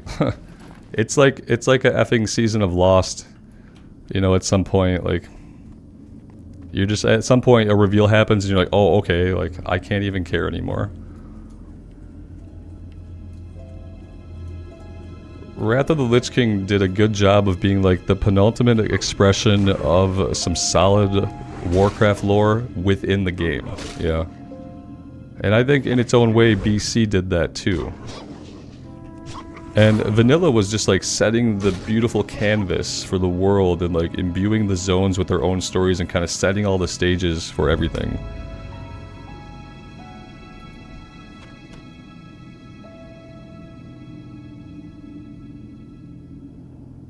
Mogar, man, you like the Kingdom Hearts games? I played the first Kingdom Hearts like when it originally came out way back in the day. And I remember it being fun, but really nothing much about it. Except obviously like Disney characters, right? But yeah, I did play the first one, and I enjoyed it at the time that I played it. I never really revisited the series after that, but I've heard good things about the subsequent games.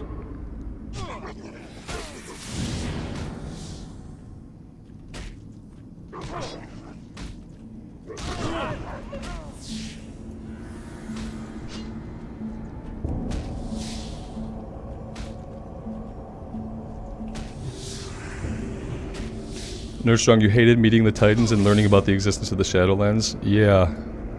I didn't like it when we were just like face to face with the Titans. Even though Legion was a really awesome expansion, when we were finally just like face to face in a room with the Titans, I was like, no.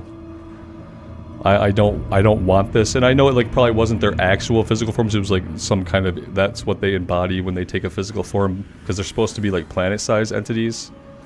But yeah, when we met the Titans, and then like everything about Shadowlands lore just was bad.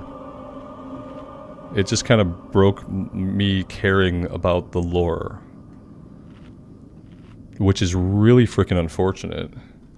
And I feel like the only way I could ever allow myself to get super invested in the lore or the story again and take any of them seriously is like if they just kind of just did a retcon. A reboot. Can they have like a Titan device? Can a Titan device be triggered that like recreates Azeroth? Can we just do that? Can we pull the plug and then just get a reboot?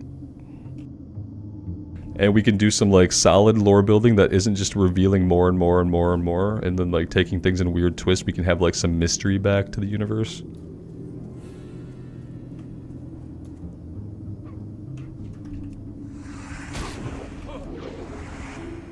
Fort Colt, you say Bane was your favorite character? Yeah, Bane got the short end of the stick though. They did your boy Bane wrong when they sat him in Oribos for an entire expansion. He was supposed to have like some kind of ancestor story that he was going to pursue in the Shadowlands that was going to reveal a lot about Tauren culture and myth. and then they didn't put it in the game because money, time, care, it didn't make it in. Thanos snap it all out of existence. Yeah, absolutely. They've done enough ludicrous things that like a Thanos snap, resetting existence for like a Titan device going off on the other side of the planet. I just want a Titan device to go off on the other side of the planet, and we have no idea that it happens until it just happens. It'll be like a sun exploding. You don't know what's going to happen, nothing to be done about it. It just happens. It wipes all of our characters, and then we have WoW 2.0. And we go again. We go again.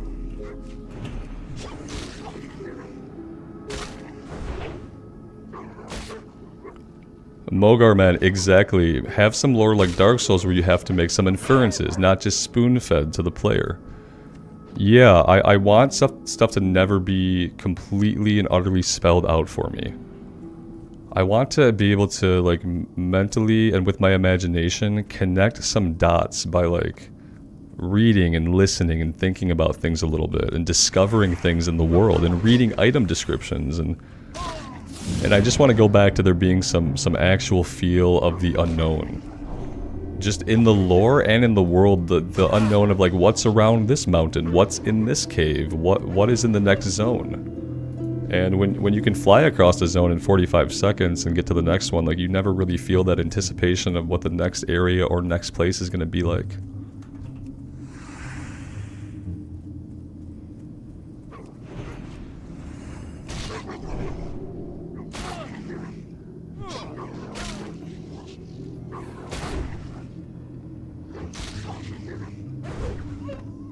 Carson, you say Bane got a nice questline recently? That's really good to hear. Imagine where his character could be at if he'd gotten the same treatment in Shadowlands as well, like how far they could have progressed him as a character if they cared to really work on their characters. I'm super glad that at least in Dragonflight that we didn't have to get stuck with the same old characters that they don't really care about progressing, that we got some new characters to see more of, like people we know but who we haven't spent a lot of time with. That was really a really nice touch for Dragonflight. I like that.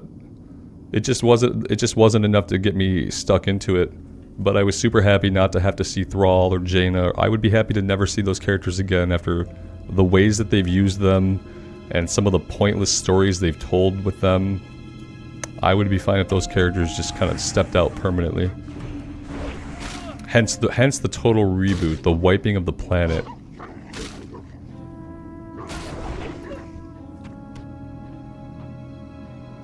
Maybe the Void Lords win, and they reset Azeroth, and then we get a much darker World of Warcraft. So, and the darkness would make sense, because if you think back about like Warcraft Orcs versus Humans, Warcraft 2, Warcraft 3, they were really dark games. And look at Dragonflight. Go play Warcraft 3 campaign, and then go play Dragonflight. And tell me if you feel like it could possibly be in the same universe at all, besides some of the proper nouns you might hear.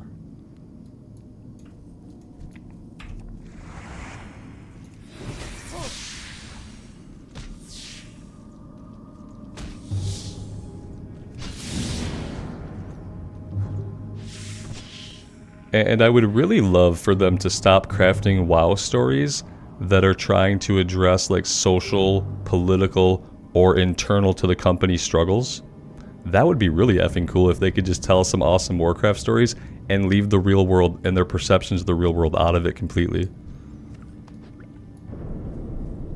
Tio Plays, hello man, thank you for being here. The hardcore grind is going splendidly, especially now that we're streaming it. I'm having a blast. Thanks for being here.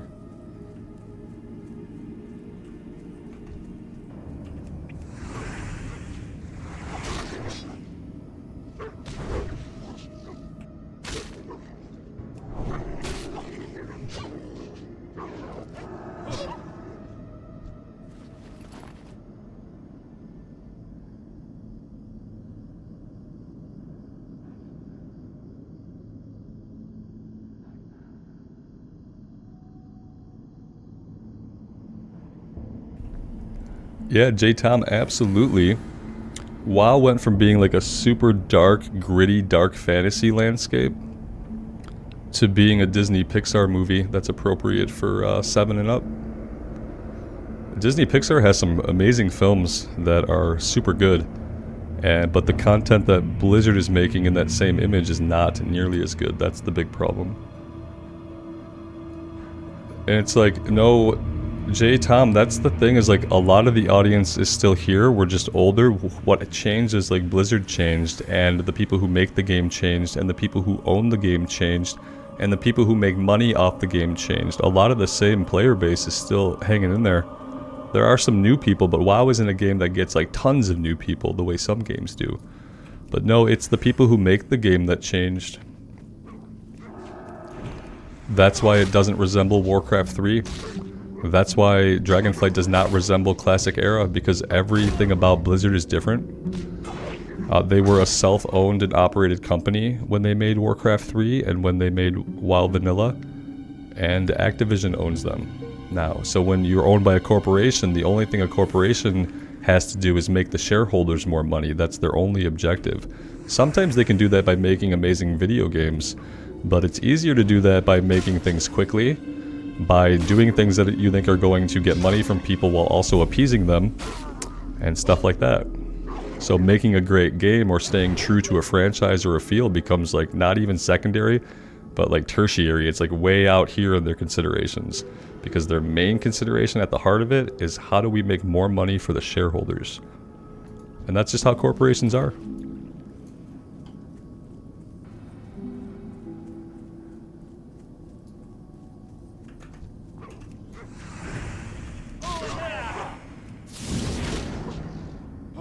Yeah, Rexgar, it feels like, you know, with Disney and Pixar, there's real creativity and passion. Whereas it feels like a lot of times, like, the Blizzard devs are just making the game they're told to make. And they're not necessarily making the game that they have passion to make. And they put as much passion in it as they can, and it comes across a lot in, like, the art and a few of the stories, but the rest of it is kind of boring and bland. Because I feel like they're just having to do what they're told to do, and they're not really working off that same kind of passion or drive. Kelly Rice wants to know, what are my thoughts on RuneScape? Have I ever played it? No, I've never played RuneScape. I asked some of my viewers a while back if they thought I would like old school RuneScape, and they told me that I probably wouldn't. and I kind of trust people who've been around the channel for a while, because they kind of have seen some of the games that I've tried and some of the things I bounced off of. But no, I never had a chance to try it.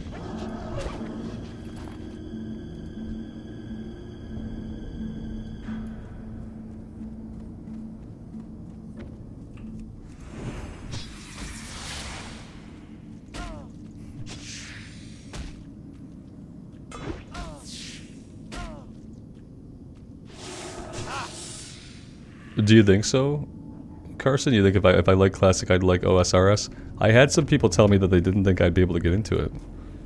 But, yeah, maybe something we'll try in the future. I also still wouldn't mind trying an EQ Fresh Start run eventually. I think if I streamed an EQ Fresh Start, maybe there'd be some folks in chat who could help me figure out how to even attack something in EQ. And then I'd be off to a better start than the last time I tried to do an EQ Fresh Start progression server.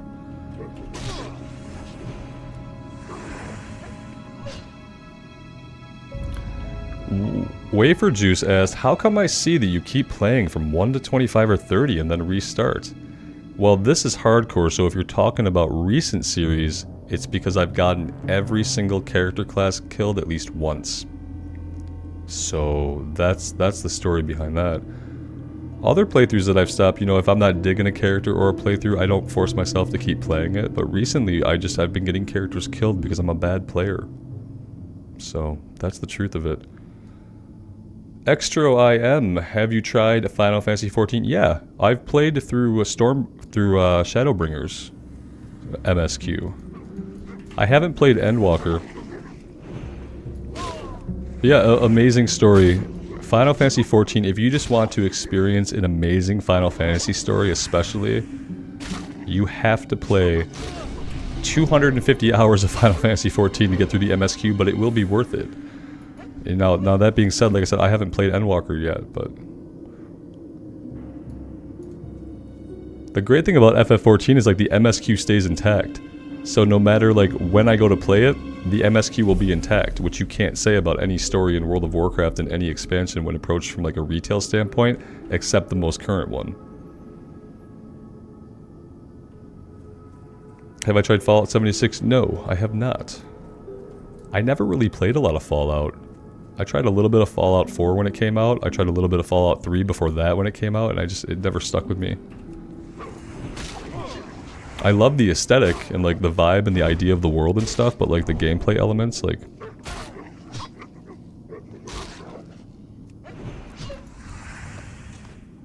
Militant Short Sword of the Bear. One-handed strength stam. We'll hang on to that in case we ever decide to put on a shield. Yeah, Nerd Strong, I can see that. I think, like, that's why I kind of said, like, if you want a Final Fantasy story, you go to 14, because, you know, Final Fantasy stories are much more, like, anime-ish stories, I think, and, like, ESO is really good, like, straight-up high fantasy. The ESO stories, especially, like, side content, is just absolutely amazing and super engaging. And, like, FF14 just has, like, probably the best Final Fantasy story, so, like, if you ever have been a fan of, like, JRPGs especially, then if you're a JRPG fan, FF14, like, you have to experience the story and see how the characters grow and change and how the world grows and changes. It's amazing. Weston Burger asks, do you have any opinions on Ashes of Creation and the hype around it? Yeah, I do have lots of opinions. They're not really well-educated opinions, but my take on games like Ashes of Creation, and Ashes in particular, is like, when you're talking about a game that's been in development for so long, and has actually switched engines that they're developing in, I don't think it's ever going to come out. I don't think they're ever going to release it. That's my opinion. It's going to sit in whatever state it's in. They're going to keep iterating on it and iterating on it and iterating on it and adding to it and adding to it and changing engines and changing this and that.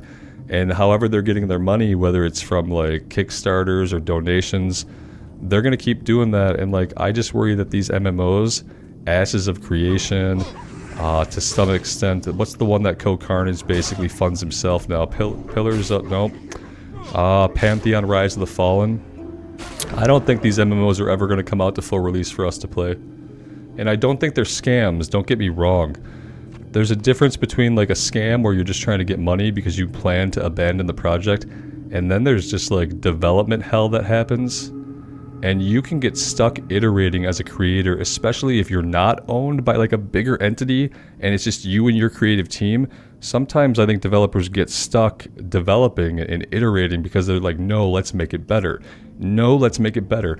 Unreal 5 is out, let's get into Unreal 5. Fuck all the work we did, let's do Unreal 5 because that's going to make the game. And they get stuck in development hell. And then things change. People leave the team, leadership changes.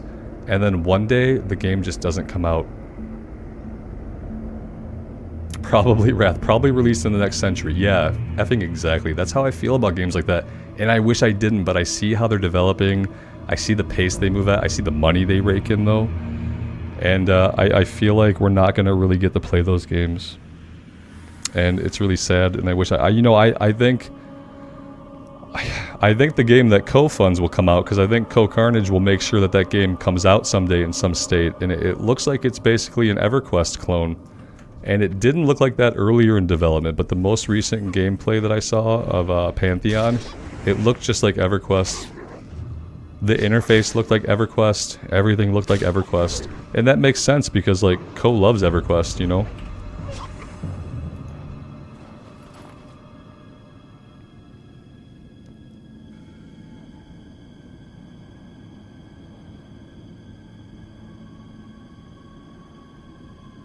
Tactical Warrior, they're putting the sub professions into one of the private servers, like as a mod to the game. Woodworking, yeah, I remember you mentioning that, and I had never heard about that originally when they were thinking about doing that. But that's pretty cool. Carson Chavez, Star Citizen, Game of the Year 2041. Yeah. By the time Star Citizen comes out, we will be in the future that it's trying to portray, you know. And then the game still won't be any good. That'll be the real kicker. James Anderson, you say what I described sounds like Halo Infinite's development. Yeah.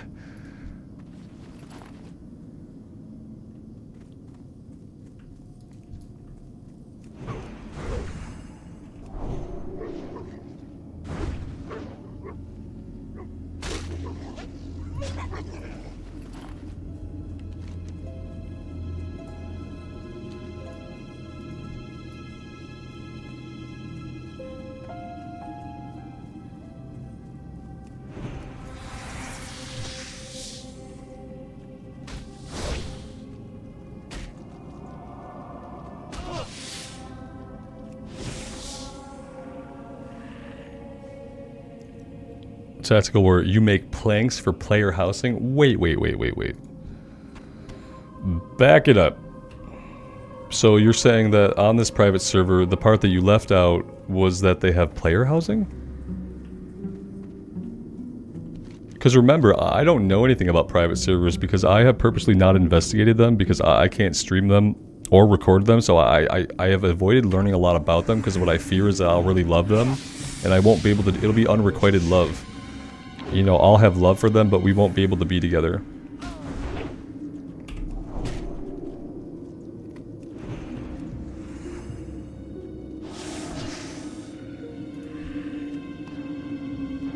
Carson, have a good night, man. Thank you for being here. We'll see you next time.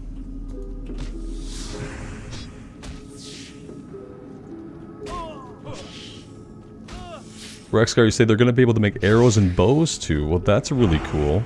I still need info about the player housing thing, though. I just felt like I would have heard about that somewhere, even though I don't really seek out any information. Player housing is the plan, okay. First it's arrows, shields, staffs, so they're like developing this profession from the ground up and they're going to add to it over time. That kind of stuff is super interesting. And it's stuff like that that I wish Blizzard would look at. Let them develop it, let them make it super awesome because they're going to do a better job than Blizzard would. And then just buy it from them. Pay them for it. Don't try to employ them, just let them keep doing their thing. Just give them a crap ton of money. Wrath says, is New World dead? Is anyone playing that anymore? New World is probably basically dead. I don't know if New World was ever alive, although they tried to have it be. And then they tried to revive it. They even got me to try the Fresh Start servers they did. So, how am I looking? But yeah, a New World is well and truly dead. Dan, good night, man. I know it's probably super late for you now. Take care. Get some sleep, man. Sleep in. Enjoy the time off.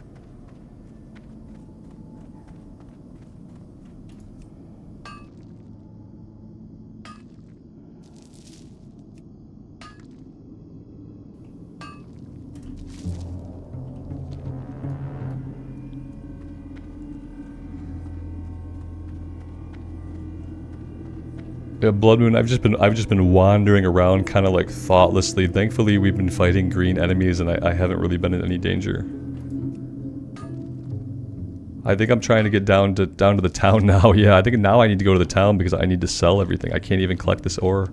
We do need to get to a road into a town. It's kind of like priority number 1 right now.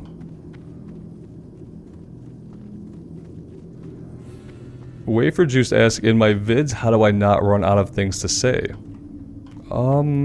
Well, I think in the pre-recorded stuff, there's plenty of lulls. There's plenty of downtime where like I'll be killing stuff and I won't talk for a while. Eventually, I just kind of have a cadence where I will talk about something, and this comes from like classroom facilitation that I've been trained to do and stuff like that. Or like eventually, if I sense that it's been really quiet for too long, I just find something to talk about. Usually, it's like talking about what we're gonna do next, talking about what's going on around us. Sometimes I'll just have a topic on my mind that I'll chat about.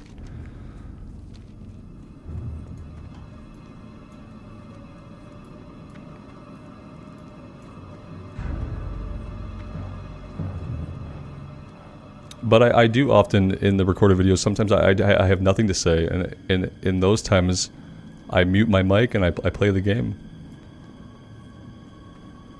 That's why I keep the music and the ambience up, so like even when I'm not talking, there's like stuff to listen to that can be soothing and relaxing if you like the music and ambience of WoW.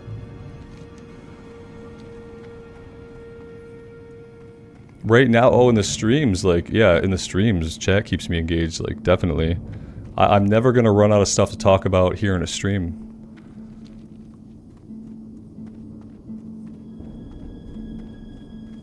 Wafer Juice, you want to know at what point did my sub count get drastically higher? Well, it got drastically higher when I originally started playing WoW Classic, because before that, I was just doing variety stuff that caught my eye. And, you know, that wasn't getting me really anywhere. The game Outward did really well on my channel as one of the first games that I played. And I had a ton of fun with Outward. We did one full playthrough, then I have a second playthrough that we almost beat that one. But my first influx of subs was Outward, which was a really cool, unique game that I think went under the radar for a lot of people, even though it had 2 full expansions. And then playing WoW Classic is what, kind of what got us where we are today.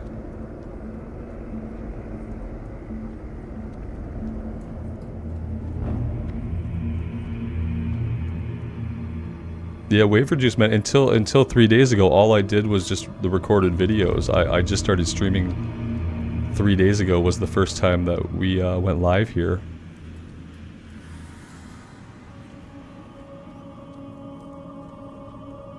This is all brand new to me, what we're doing right now.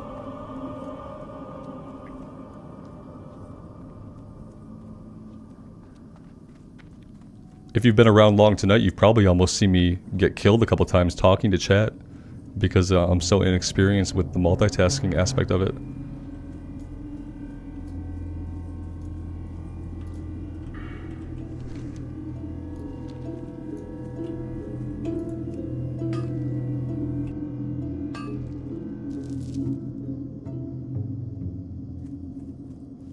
You can't mine when you don't have bag space. Turns out.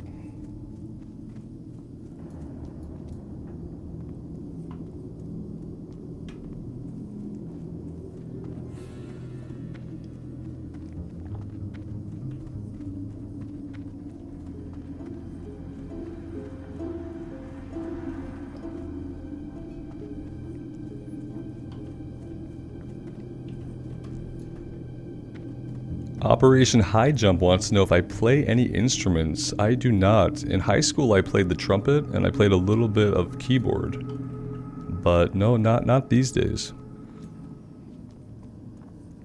Tactical Warrior, you think Stitches is around? You think maybe we gotta be careful because of Stitches, right? Yeah, I hope Stitches does not get me killed. But I think right now that's like the highest probability to kill me is probably a Stitches encounter.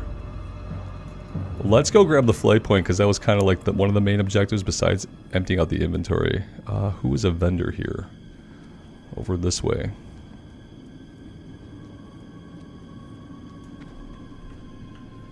The Night Watch is level 24. Our quest log is full, our inventory is full, and our quest log is full. How painful is that? Hello. We have to figure out a zone that we're not going to go back to, and we gotta drop some quests. I don't think we're going to go back to Ashenvale. We might, and if we do, we'll just pick these back up, but for now, let's just get them out of our log.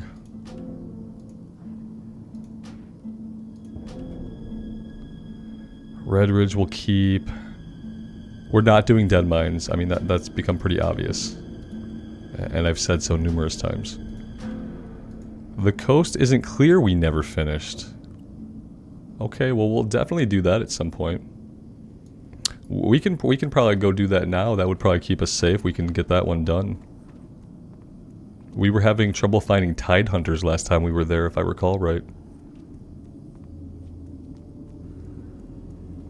Wafer, you think the Dragonflight leveling experience is quite bad? Like from like a new player perspective, from level 1? Because I feel like leveling through the expansion content was pretty cool. Even though I didn't stick to the game because I didn't really care for like the A-plot. But yeah, leveling from level 1, what can I do? It definitely isn't the experience that it could or should be. I did forget this. I sold some stuff, you're right, I auto-sold what we could, but I didn't manually sell. We're gonna fly over to, well met. Over to Westfall. Maybe let's stop in Stormwind. Let's see if we train level 24. Just to make sure. Wait for you skip the cutscenes because you couldn't be bothered to care. You're talking about Dragonflight, obviously. I can understand why you wouldn't resonate with it. I wasn't resonating with any of the 10.1 expansion stuff for the new patch. It just... I think it's cool what they did with the Black Dragonflight and how they're like working through family issues. That's interesting. But it wasn't the Warcraft story that I really wanted.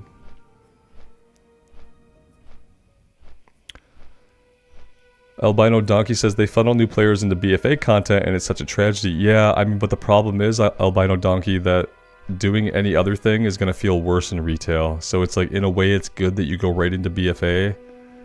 Because if they just dump a new player, like, to grab Chromie time, that experience with Chromie time is going to be so much worse. And it's not going to give... They want to give people, like, the artistic experience that they think embodies the game now.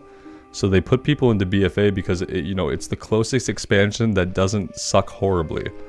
So they can't put people in the Shadowlands, even though, like, graphically and technology-wise, that would be, like, the most current way to show WoW besides Dragonflight. So they put you in BFA, because BFA at least kind of feels like a Warcraft game, and it looks kind of like what Dragonflight looks like, whereas if they dumped you into, like, Chromie time, you'd be dealing with, like, a game that looked and felt maybe drastically different. So, like, yeah, it sucks that BFA is the best content that they can do to get you into, but it's for retail, it's like, that's the way you have to do it.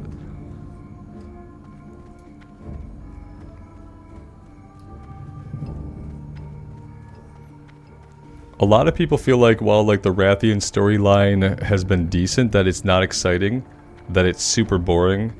They went from an expansion in Shadowlands where all they had were big wahoo, bing power moments, like, that they didn't earn through the writing, to an expansion where they did a lot of writing and there are no big moments. It's a little strange. We're not going to the warrior trainer, we're going over to the Cathedral of Light. Track Pants, welcome. Thank you, man. And now you're stuck here, so I appreciate that.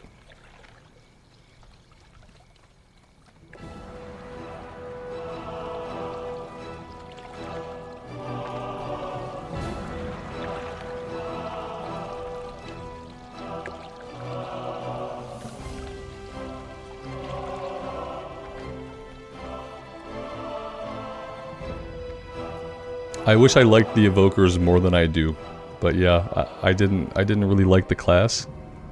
I think they are making some significant changes to it, and they're adding another spec that's supposed to be like a support spec, so that's super cool and unique. I just didn't really resonate with the class.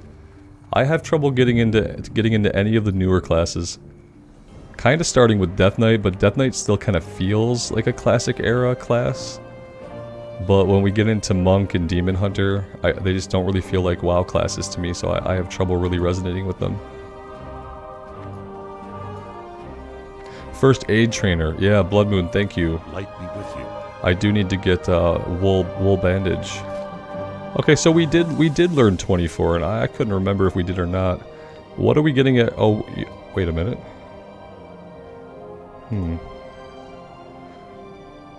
That's a little weird. I know we can't learn it anyway, but... Did they do something with the add-on to just make sure that we couldn't learn this, or is it because we didn't do a quest? Either way, it doesn't matter, but... Yeah, we're not going to do the res quest because we can't res. So, I don't need it. So at 26, we're getting Flash of Light. Rank 2. And we're getting Seal of Righteous rank 3, which we're not using. So even like level 26 might not be a big level.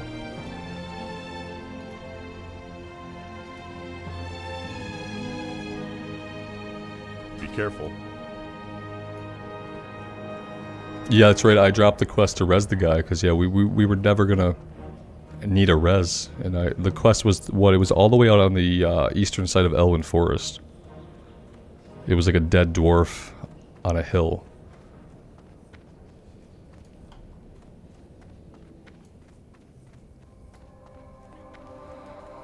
Oh. Guys, I don't mind going a little bit longer tonight, but I gotta take like 5 minutes, 7 minutes, and I gotta eat something, and I gotta get some water, and bio, and take care of some stuff. So I am going to take a few minutes here. If you guys gotta go, you don't want to hang around, I totally understand, and thank you for being here. I really appreciate it. But I'll be back in like 7 minutes. I will train first aid. When we get back, I'll run us back in. I forgot that it was in there and I wasn't looking at the minimap. But Green Goblin, you feel like you're in a college course watching my cam? That's interesting. I don't know why, but I'll take it. All my time as a trainer, I didn't do any virtual training courses. My wife teaches class now and she does virtual instruction. But I always did classroom instruction. But it's funny you say that. Well met. Okay, we're gonna do this. We're gonna grab anti-venom and wool bandage. Be careful. We are going to press the button here. How many should we make? Because we shouldn't do them all. We're gonna need heavy wool. So I'm gonna do. We'll do half. We'll do 30 of them. We'll do 40, and we'll just kind of go with that. There we go. Okay, I am gonna walk away for a few minutes. I will be back, guys. Thank you guys so much for being here.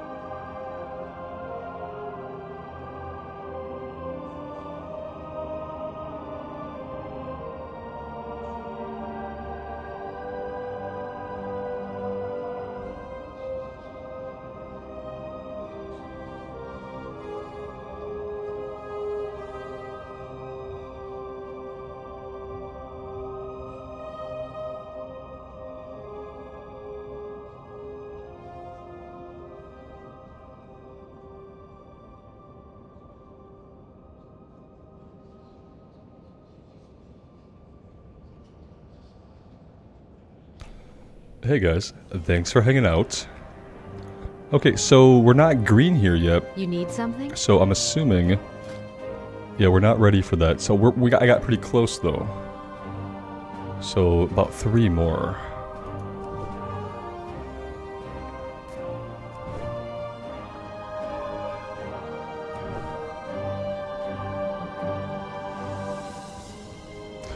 That didn't do it. Let's try a few more.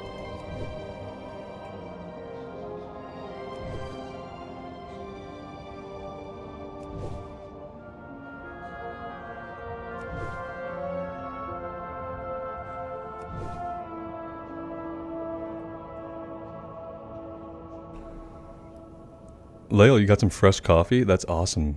Yep, I mean it's getting late for coffee for me, but...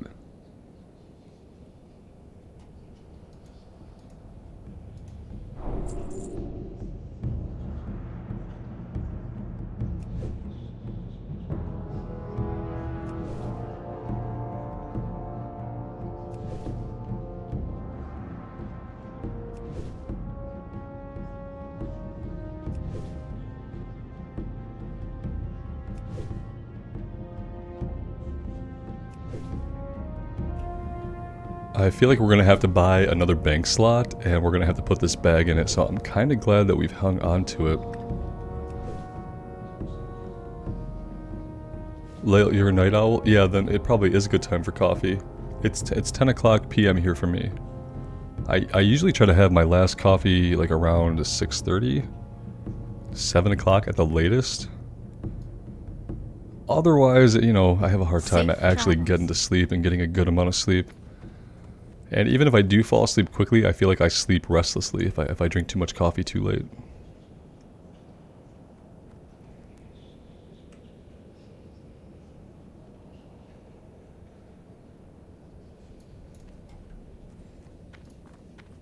Tactical, I bet you're happy that we've done all of our first aid now. Now you're thinking if only I would jump on the blacksmithing.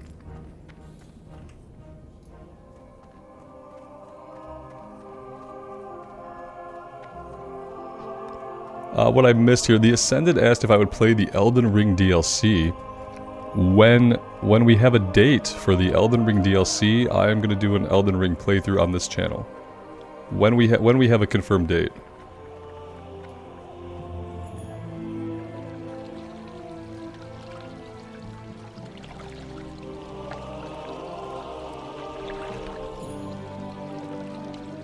Which I don't think we have a date yet for that.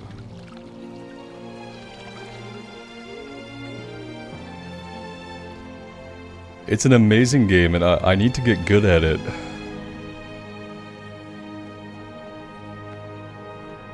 I think I'm going to need to play either a caster or a full shield, 100% block. Like, just put up the shield and pray. And then get a couple hits in, run away, put up the shield, pray, rinse, repeat. Or we go the caster route. And that way I have to dodge roll just a little bit less. I feel like the dodge rolling will be a little bit easier if I can just like, get range on an enemy. Well met. And from what I've seen, like you can like the ranged magic is actually viable, and there's a lot of really cool spells. And that's always cool to like get a new spell and it's like this really awesome spell. That seems like it'd be a really cool experience to have. And then having to figure out like where to get all the cool spells. We need to purchase the slot. Here we go, 1 gold. Okay, I have the money. Let's do this. Okay. What do we want to put in here? All of the blacksmithing stuff, obviously.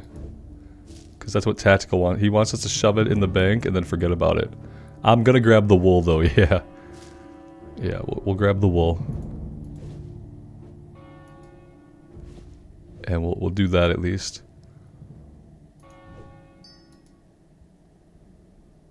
I think that we'll save some medium leather. We don't have any tucked away yet. I don't know if we're gonna need it, but maybe we will. And I think we are basically good. Silk we don't need yet.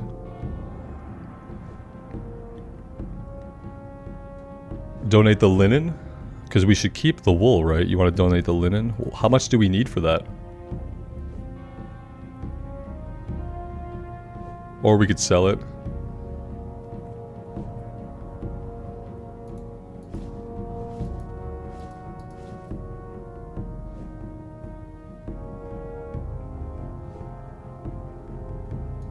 Go with honor, friend.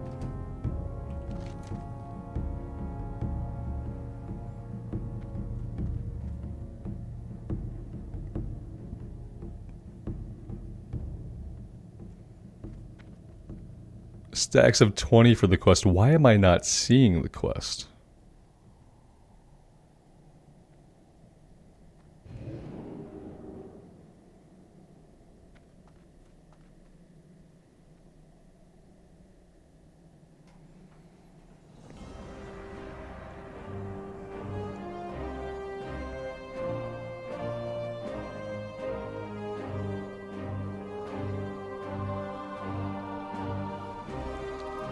Yeah, I thought it was somewhere right around the front too, but when on the minimap I just don't see it.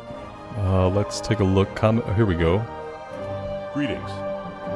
This is not what I want. Light bless you.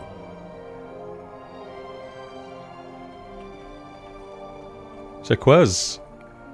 Hey man, thanks for being here in France. It's 4 a.m. but you can't sleep. Well, I appreciate you that you thought to come here for this stream when you can't sleep.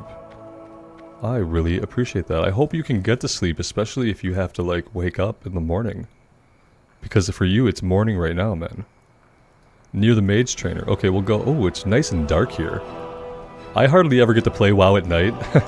So like seeing the zones and seeing the city actually be dark is like a really unique experience for me. So I'm sorry, I'm gonna stand here for a minute and I'm gonna enjoy the glow, the soft, gentle glow of the windows.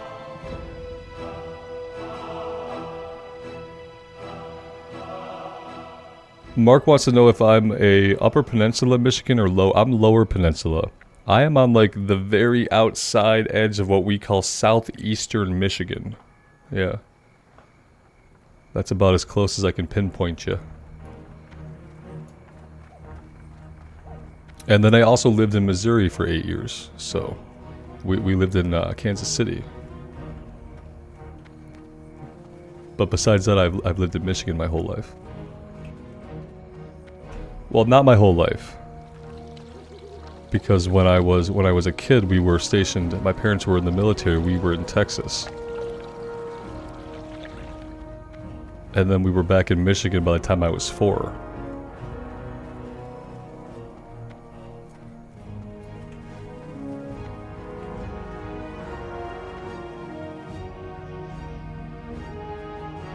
And I was conceived in Panama, but not born there. So I don't have like dual citizenship to Panama. But I was conceived in Panama, apparently. My parents met in the army.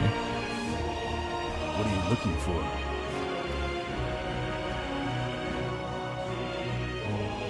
Have a good one.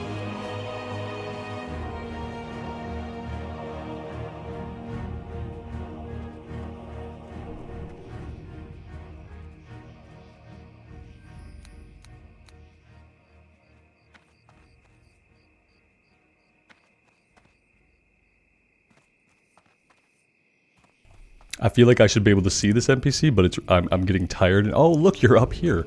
Good day to Donation of wool. Okay. 60. Yikes. you. Have a good one. You need something? Safe travels. Yeah, we don't have 60.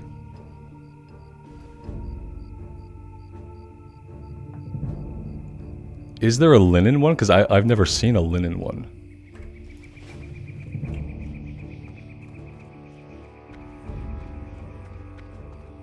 Yeah, I think it's wool. I don't see a linen one. It could be that it's too late for me to do anything but fight stuff.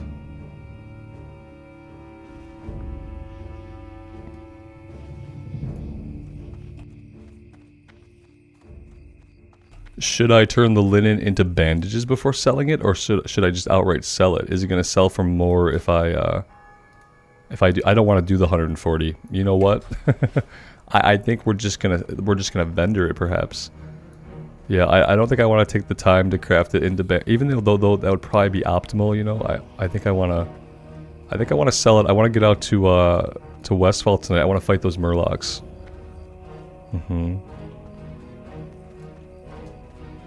So let's just sell it and let's get going. Light be with you. Yeah, I know the bandages will sell for more, but it's 140 of them, and I want to get to the slaying portion of the evening while I still have the wakefulness.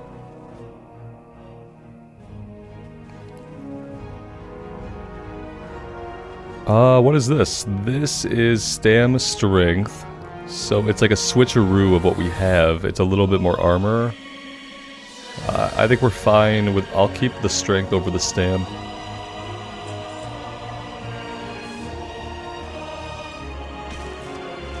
Yeah, we're gonna make the wool for sure. I'm not gonna let it run right now, but we'll hang on to it. I'm not gonna sell the wool.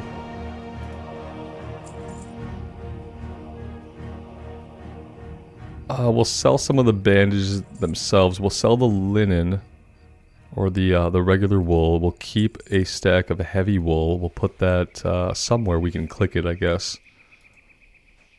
And I think that's pretty good.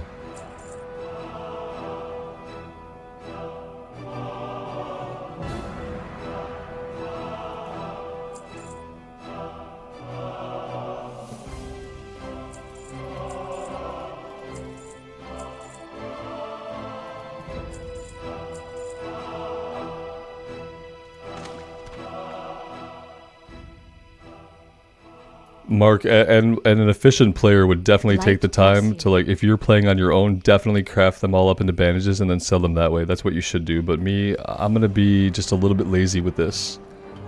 And that's one of my bad habits. So, like, there are some things that, like, I don't ascribe value to, as much value as I should, so I'm a little bit lazy with them. And definitely this is one of those examples. And it's kind of one of the reasons why I say that, like, I'm not a great WoW player, because I will do those lazy things sometimes that, like, I don't see the big value in it for my time.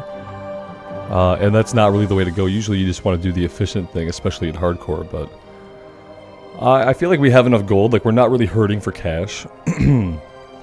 And this evening I guess I'm hurting for time more, you know what I mean?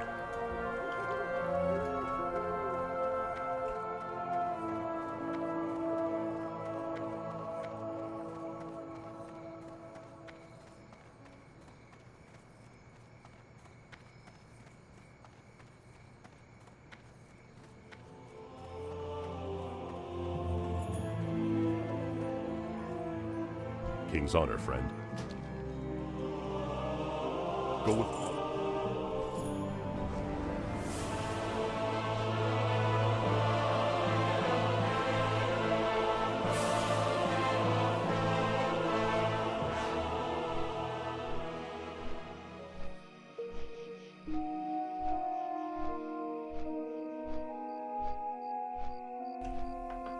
That's a good point too, Rexgar. I don't have to worry about some of the mount cost. I don't think we have to do the training either. Somebody said we needed to pay for the training, but because it's a spell that we cast, I don't know if we have to pay for the training or not either.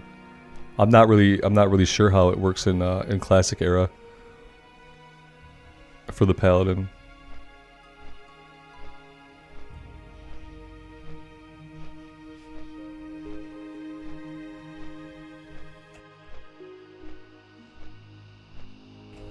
Oh, this is going to be fun. This will be the first time that I've been in Westfall in the darkness for a long time. Like, the actual darkness.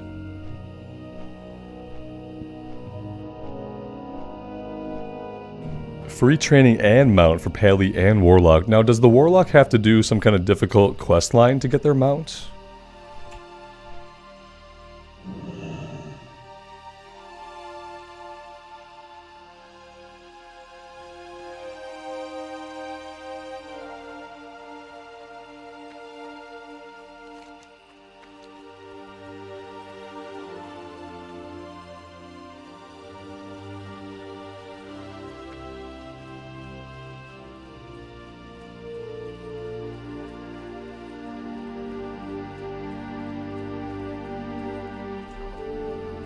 So the quest isn't too hard.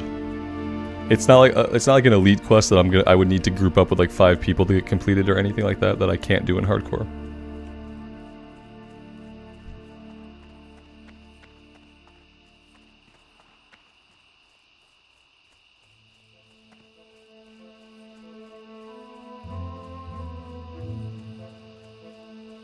Okay, so the 40 mounts are simple. It's the level 60 mounts that are the difficult ones.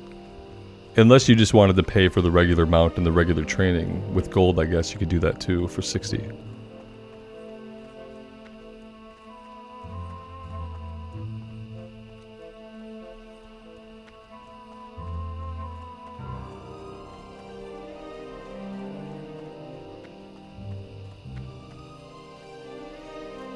Green Goblin Man, I totally understand why you would feel that way. I'm sure that a lot of people feel that way.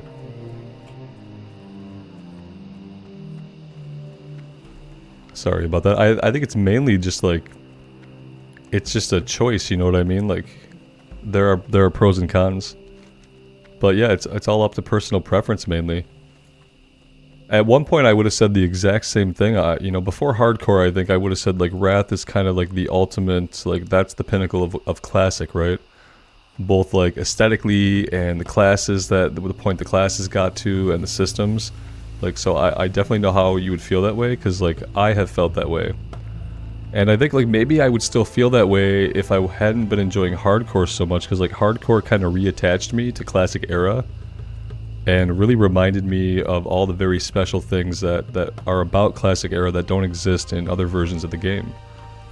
But yeah, I mean that's great. If you're really digging Wrath, that's awesome. I'm happy to hear that.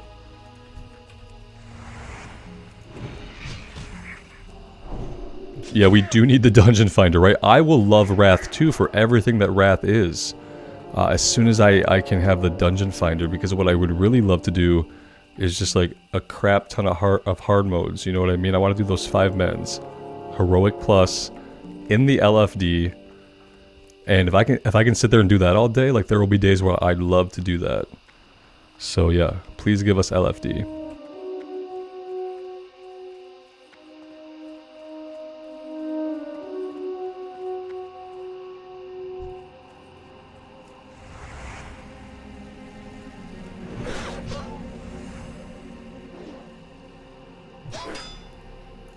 Yeah, I mean Wrath is great. Like I have no endgame aspirations right now.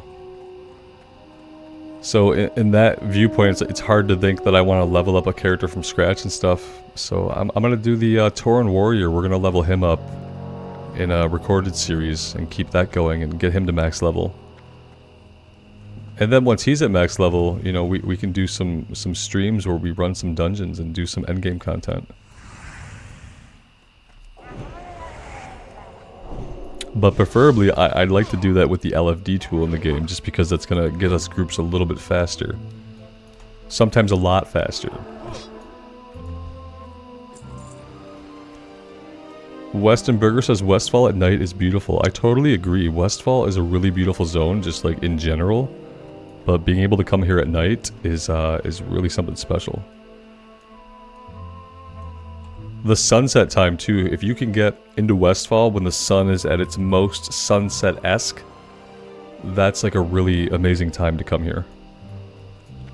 I love classic era because the night and day differences are so distinct, whereas I feel like a lot of times in retail expansions, either a zone doesn't really have a day-night cycle, or the lighting is such that it's so bright at night that you don't really feel any sense of darkness. I feel like Classic really does that well, where if it's dark in the game, if it's nighttime, you can see that it's visually darker. And I feel like with the lighting in retail, like I never feel that same sense of darkness. And some zones in retail, like we're talking about like Shadowlands zones, I don't even know if those have day-night cycles, do they? Did the Shadowlands zones have day-night cycles? Or did they just have the fixed skybox? Makes more sense.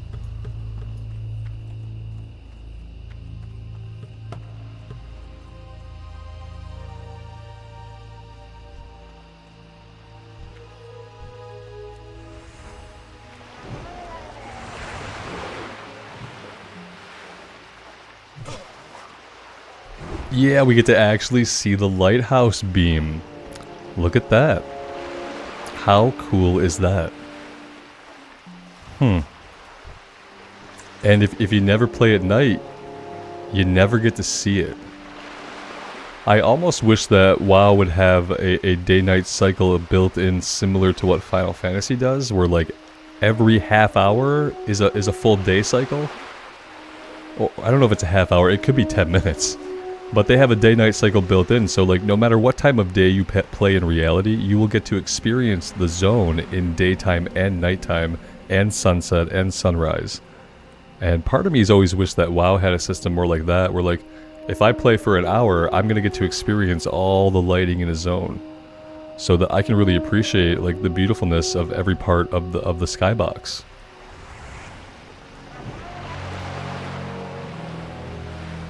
Green Goblin, you want to know, are you the ghost pirate monkey? The only answer I could say to that, and I learned this from Ghostbusters, was to say yes. I am the ghost pirate monkey.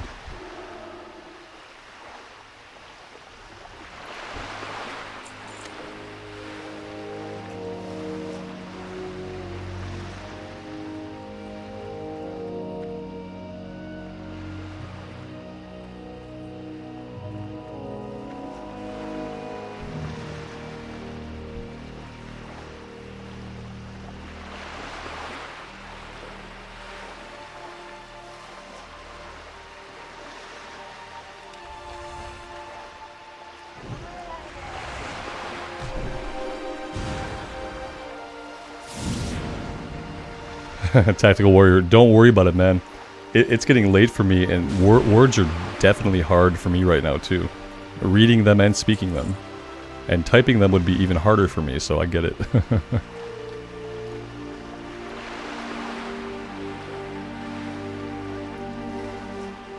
Monkey D wants to be a Murloc warrior. Yeah, I don't know if you'll ever get a Murloc playable race in the game. You might. In retail, you know, it's not out of the question, I guess. Oh, Green Goblin, I assumed you were referencing something that I didn't see, but I just... Sometimes I think I'm funny when I'm not. My kid and my wife tell me that.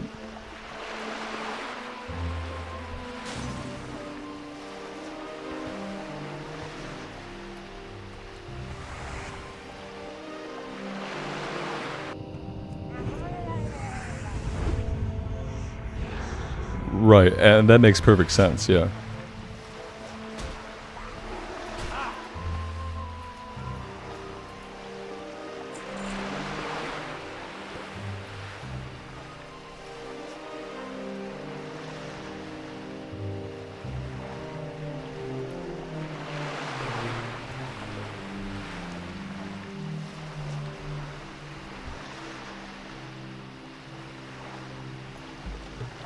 You want a Murloc Racing Classic Plus? My man, that's not gonna happen. But keep hoping for it, though, you know? You put the idea out there, at least.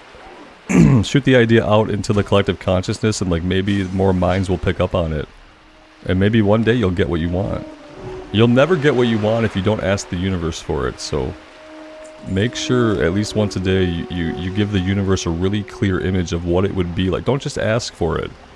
You have to give the universe an idea of what it would be like if the thing you wanted was already real. So focus really hard on like what it would be like to run around as a Murloc warrior, and like send that projected image to the universe every day. And then maybe someday it'll happen.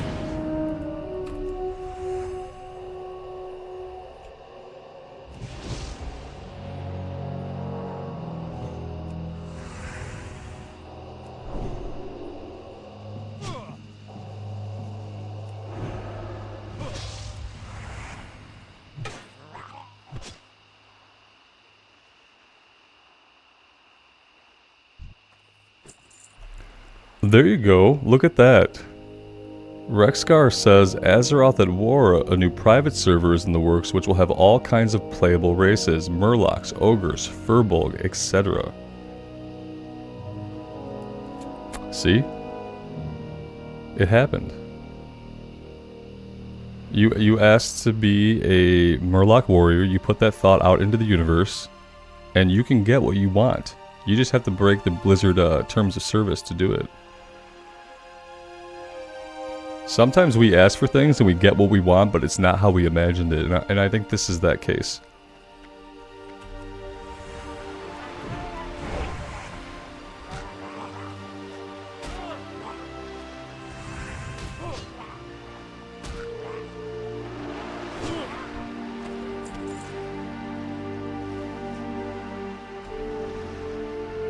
Mark wants me to stream 3 more hours until he gets home. I'm not gonna make it that long, man.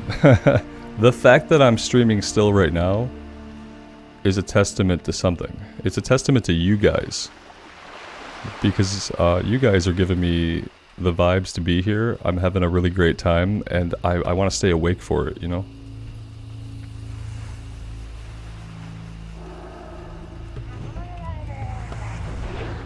Yes, Rusty Trombone, the moon rising over the ocean is really awesome.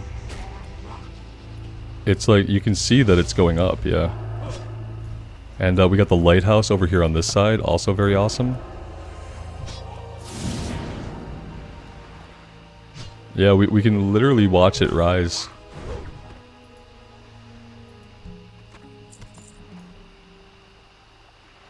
What was the last time you were in a zone in retail? And you sat there and you watched the moon rise, or the sunrise, or the sunset, or anything like that.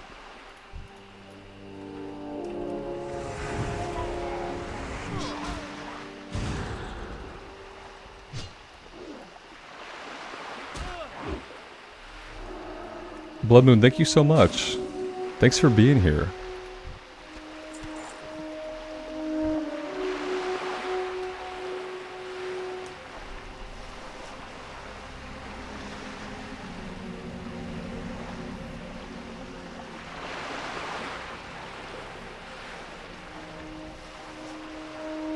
Oh my gosh, Green Goblin says, have you guys seen the faces of humans imprinted on the Knoll tents?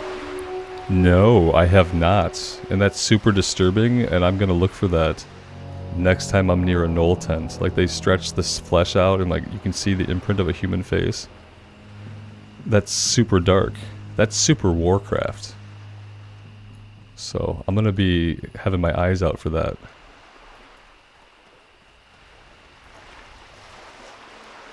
Oh snap, we're done with this quest. Look at that. We finally did it 6 levels later.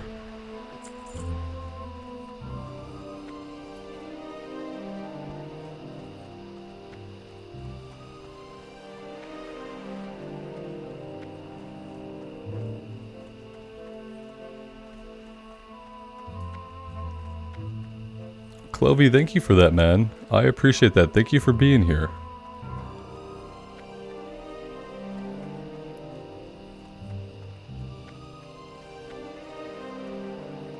Anita Blow wants to know why we're in Westfall at level 25. I had a quest that was still green that we were almost done with, and I wanted to appreciate like the nighttime aesthetic here in Westfall because I think it has a really awesome vibe.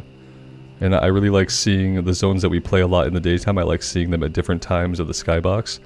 And yeah, we had a quest here that was low level that I wanted to wrap up. So I figured we'd come back and do that. Enjoy the nighttime in Westfall. So yeah. That's all.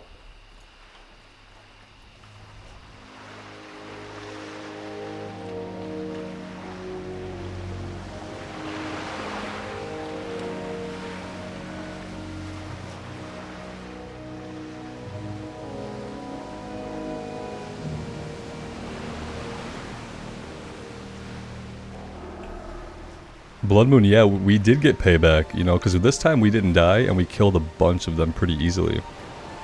It does feel good to like be overpowered against Murlocs. You never feel bad fighting a gray level Murloc. You only feel good about it. Hey, 1150 XP, I'll take it. This is, what is this, the first quest we've completed in this stream tonight? Second? It's pretty good. And now the question is, what do we want to do next? This will take us back to Dustwallow, which... Dustwallow. Oh man, I wish. It'll take us back to a different marsh called the Wetlands.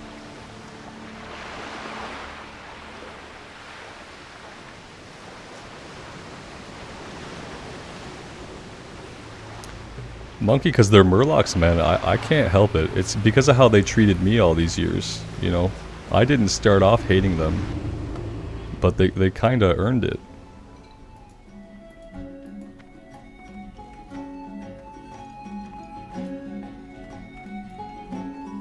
Listen, I give people lots of chances, but murlocs have killed me time and time again.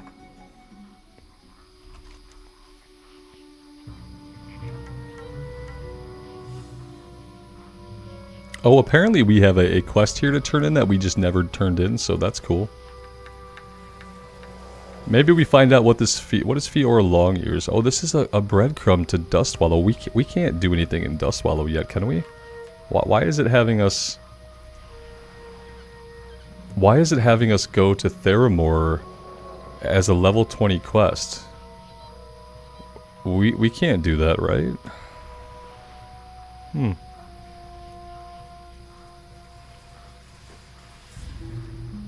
Green Goblin, you think Ravenhill and Duskwood has a number of quests in our range? I thought, you know, we had looked there. Did we pick them up? Yeah, I mean, this is what we have in Duskwood. Let's see. Yeah, they're definitely in level range. But they're kind of like right at level.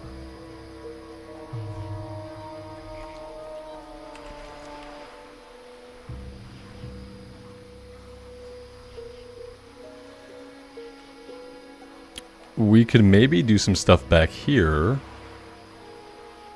Uncovering the past is level 28.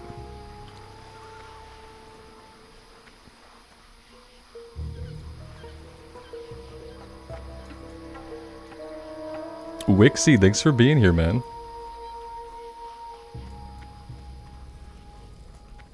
Yeah, I don't know how much longer I'm going to be able to stay conscious to continue the stream, but we're going to go for a little bit. Ah, what did I miss? But as it gets later, I'm going to get dumber and dumber. And you guys kind of know what that might look like. It could get messy. Yeah. What can I do for you? Oh, that's nice. Is it going to be better than the straight up attack power though? We're going to find out, I think.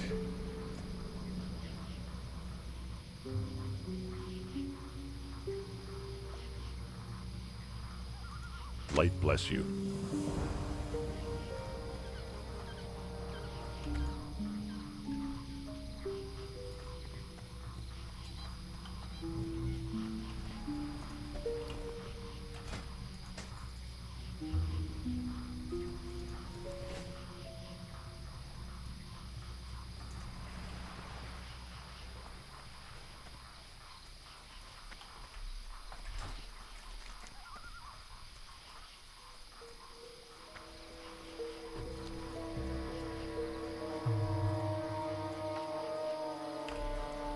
Let's do a little bit of cleanup here, and we'll go out to the Green Warden. We'll turn this one in. And then maybe we'll check out this area back here. And see how we feel about that.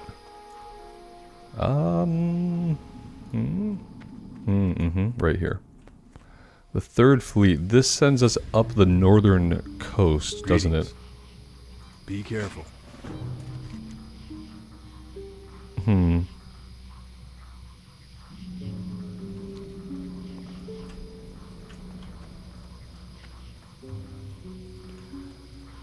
Mark wants to know if you can call me Rob. I mean, you can call me whatever you want. I can't stop it. I can't control what you do. There was a point in my life when I had been called Rob for a long time, and at a point in my life around my late 20s, early 30s, I just kind of had people just start calling me Robert because I don't know. I don't really mind. It's not something that bothers me.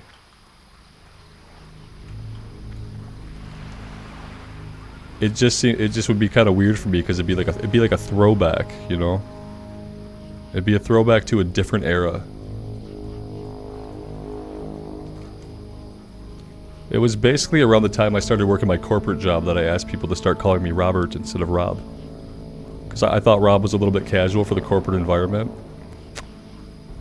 Because I don't think a lot of people in the corporate environment have their mask off, so like, I just started asking people to call me by my full name and just kind of got used to that.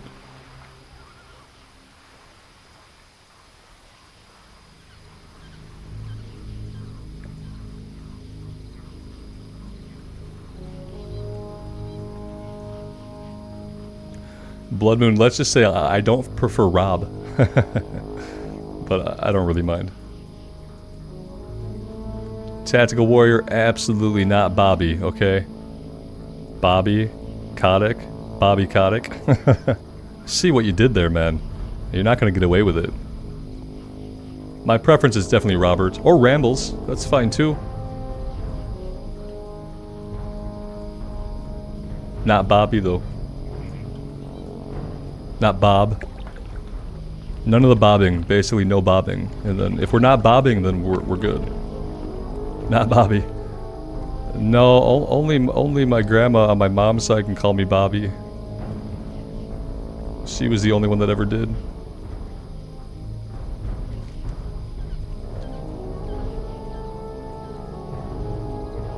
Green Goblin, I mean, okay. That I don't know. Indy says Bobbert. Oh yeah, you remember I said no bobbing? Do you see the first syllable there? You see how it's B-O-B? No bobbing.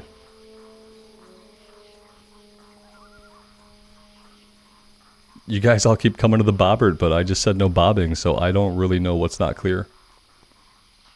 I feel like maybe you guys are tired.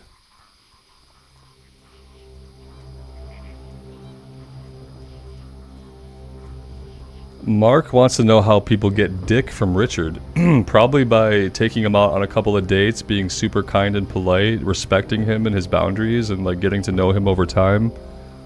And then they probably could, you know, if he was interested. Oh, you meant the nickname. Oh, I have no idea. Yeah, I don't know the answer to that one. That doesn't make any sense.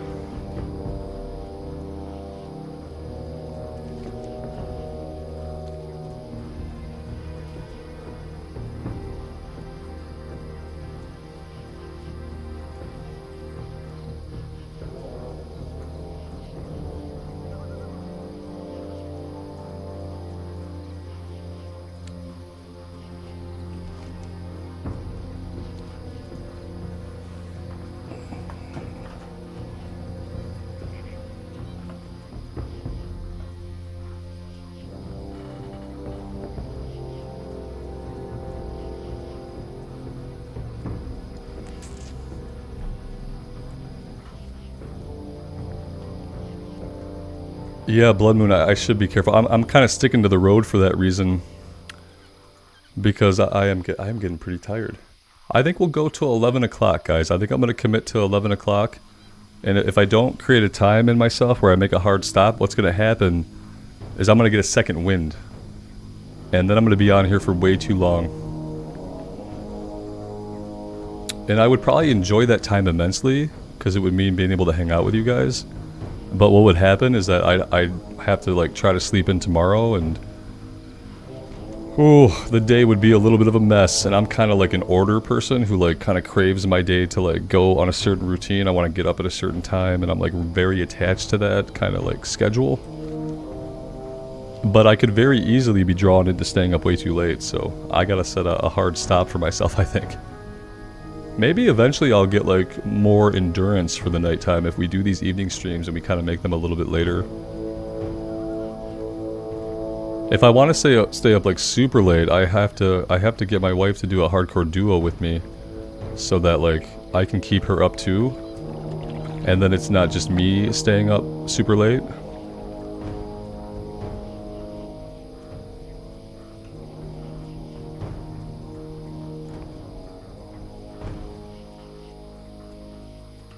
Mark wants to know if I'm going to have a set stream schedule. I kind of have been trying to develop that. I think that what I've come to is like during the week, I'm either going to do, here the options are basically, I come on at 9:45, and I go for a little bit, then I take a midday break.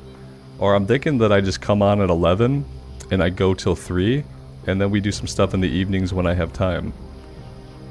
That's kind of what I was thinking, like just doing a big stream in the middle of the day.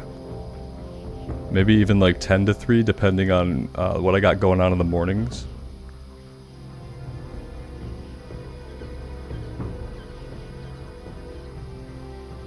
Albino Donkey, you've never been here, you thought the Green Warden would have been a druid or something. Yeah, that would totally make sense. He's this thing, which is like some of the things we've been fighting here, except he's like sentient and is trying to like help the wetlands not be totally destroyed by the gnolls. They're like burning things down and cutting trees down and stuff, and they're driving some of the wildlife crazy. I don't know really what makes him special from like the other guys like him, except he's the Green Warden. They don't really get into it too much, I don't think, like what he is. This land is soothed by your efforts, and for this I will grant you a boon. You mean a piece of gear that I don't need? 8 spirit, 2 less stamina, more armor, and a new look. Or the Phyto Blade. Phyto Blade? Okay.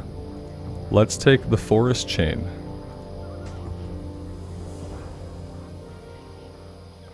Tactical Warrior, Amy hasn't played WoW since Mist of Pandaria, and that was like when I got her to like start playing WoW. So she played Mist, she played a Hunter, she leveled it all on her own, played it on her own, and eventually we had my son, and then she didn't go back to WoW. We played Diablo 3 together and beat the campaign in that. She plays lots of single player games these days on the Xbox, but she hasn't played WoW since Mist, and that was on a Hunter. And she'd probably do the same thing because she likes having the pet, you know.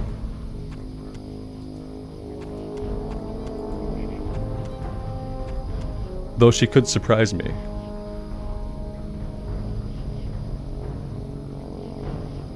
Oh, look at this. Wait. I got this and didn't notice it. When oh, I got this back in, and you guys are probably trying to tell me, and I'm just at that point where I probably just didn't see it.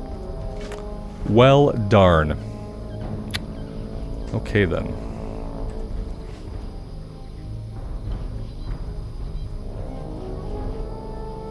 The blade required herbalism. Ooh. That's kind of neat. A Hunter-Warlock duo. That would be pretty cool. No heals in that, though, which kind of scares me. For neither of us to have a heal. Yeah. That worries me. I'm like, we need to have a heal button between the two of us.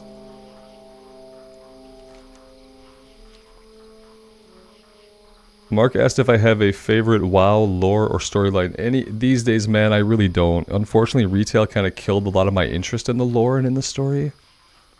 And I like the world. It's really hard to try to explain like the way in which I engage with like World of Warcraft at a story level these days is just by getting into the world and mostly doing that in Classic. If I think about like overall big story arcs, obviously like the most resonant one that I like is the Arthas story arc. Like, I think that's a lot of people's like favorite story arc.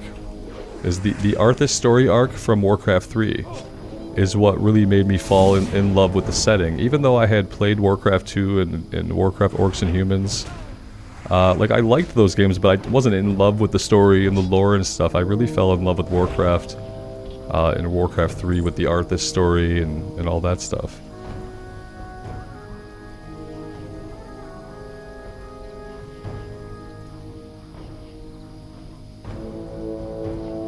Rexcar, man, yeah, she only ever played a Hunter, so, and that was a long time ago.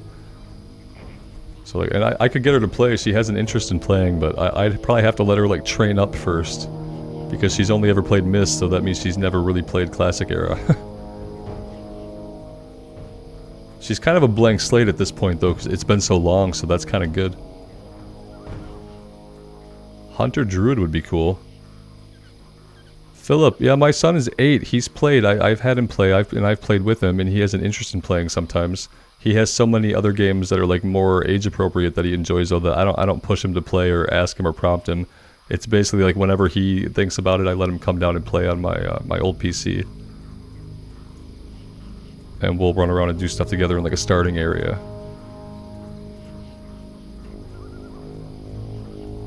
He's still learning to read big words, so he's not quite at a point where he can like read all the stuff in the game, and that makes it hard for him to kind of set loose on his own and learn it. In another couple of years, if he wants to, he'll be able to run free in it with some parental controls implemented by me, like getting rid of his ability to see any chats from any humans.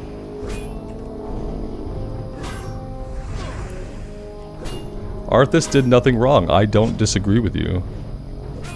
Arthas was in like a really shitty situation, and he knew what was going to happen for sure, but like nobody else really knew or believed what was going to happen, but he did, and he had the burden of knowledge. And like what he did wasn't the only way the situation could have been handled, but it was probably the only way that someone with his background and experience would have been able to handle it. And like, yeah, it's a hard concept. You're like, you have to kill these people, because if you don't, they're gonna kill many, many, many, many more people. And unfortunately, like, you have to kill these people before they turn. And yeah, it's not a choice that anybody should ever have to make. It's not even a reasonable choice for a human being to have to make. And I think in making that choice, you break yourself, right? And you either become reforged or you fall. And Arthas fell. Because I don't think he could handle the burden of what he had to do. And there wasn't anybody who, like, understood what he did and why he did it. He had, like, no moral support, no support around him for what he did. Which is strange, because it's Warcraft, so you'd think people realize, like, sometimes you gotta kill a bunch of people for the greater good. Do you think that'd be, like, a pretty easy concept for characters like Uther and Jaina to come to understand, but they didn't, so he just broke?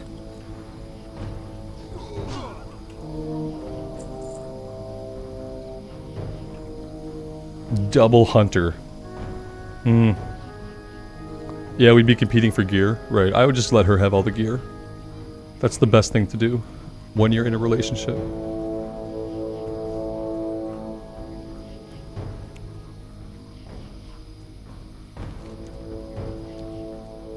I don't know why I'm really messing around back here. I'm gonna get back on the road. We're gonna investigate this area back here and see if maybe we can do some stuff back that way.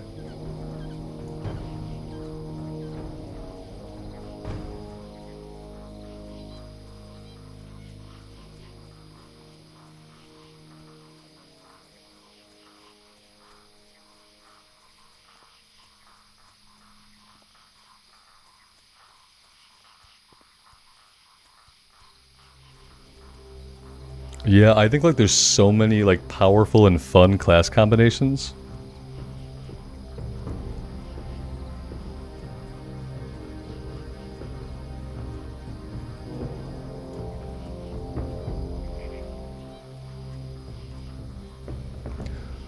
Operation High Jump wants to know, excuse me, on a scale of 1 to 10, how would I rate the movie Braveheart? Oh man, that's an oldie but a goodie. That's a long time ago, man.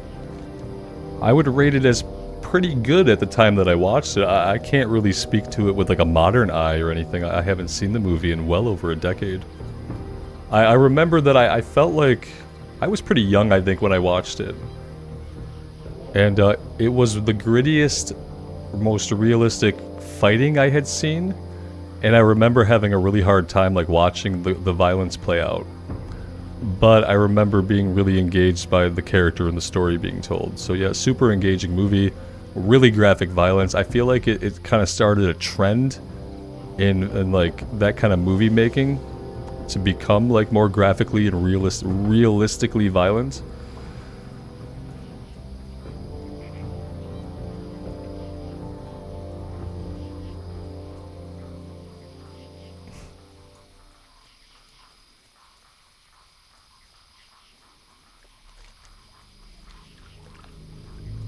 Yeah, Tactical Warrior, you know, like, I worry about the pet management.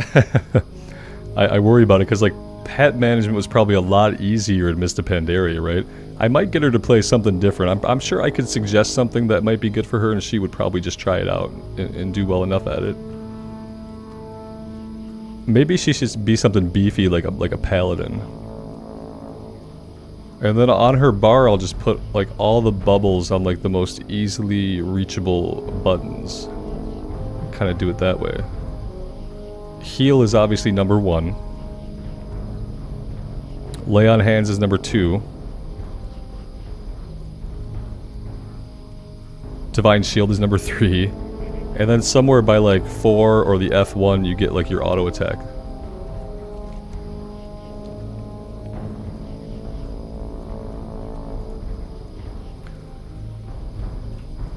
James Anderson asked if I have a favorite orc clan in WoW. No, I don't know the orcs and their lore that intimately.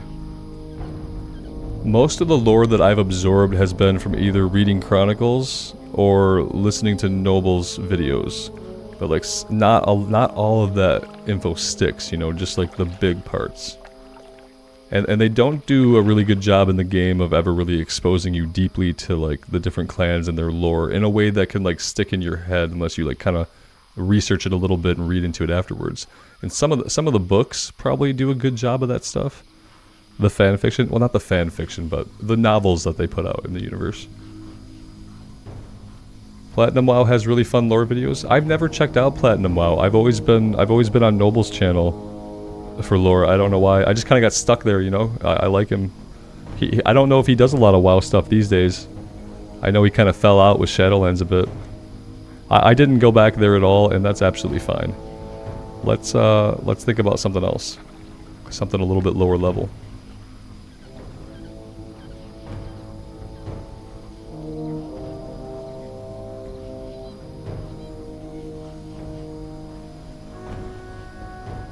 Noble's been on Dragonflight stuff a lot. That's cool. I'm glad that he's enjoying the game again.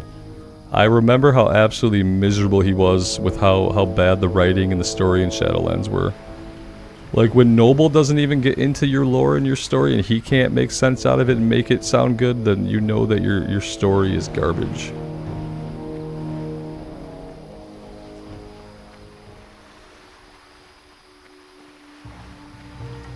He seemed super sad. He did a bunch of other stuff, even getting into Final Fantasy XIV for a while. And yeah, it seemed like it was rough. I think Shadowlands was rough for everybody. I don't think Shadowlands was kind to anybody. WoW players, WoW content creators. I don't think Shadowlands, it did ultimate harm to the game that may never be completely healed.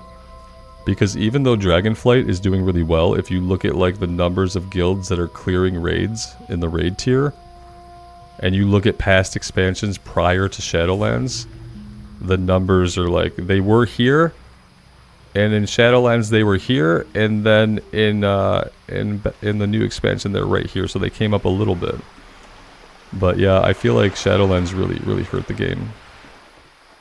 But it was like a trend of things that was happening, so really it wasn't just Shadowlands. Shadowlands was the result of like harmful stuff going on within the company, bad choices being made. Need help? People probably not being happy at their jobs or being able to work effectively. Let's see. That's a long one. Be careful.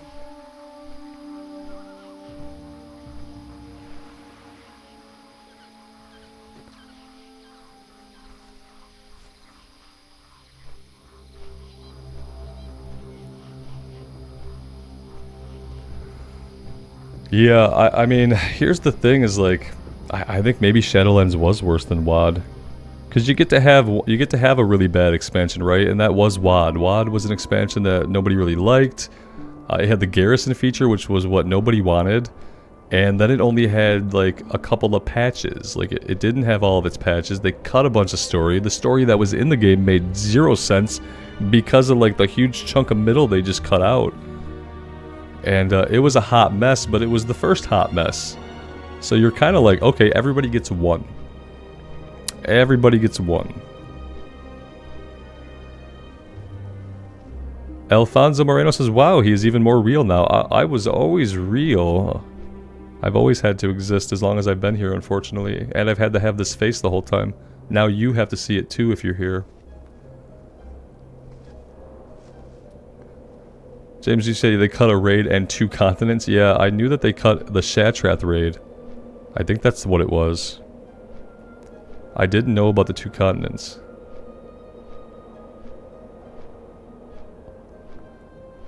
Tactical Warrior, you don't have to super chat me to remind me, man. Just call me out and remind me. That would be absolutely fine. I won't forget about it.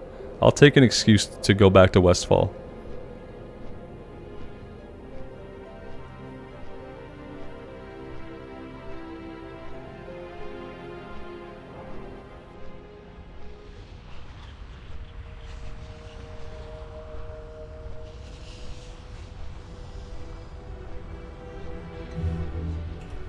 Yeah, 2 zones. James, I kind of like inferred what you meant. Yeah, that you meant like 2 like questing zones.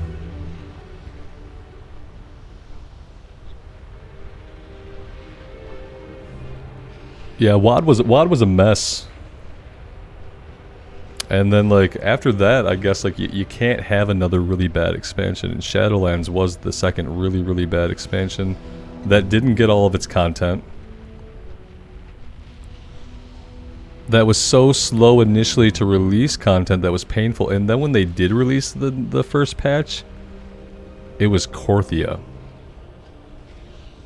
I played Korthia for 1 day. And I don't think I went back to the game until the 9.2 patch.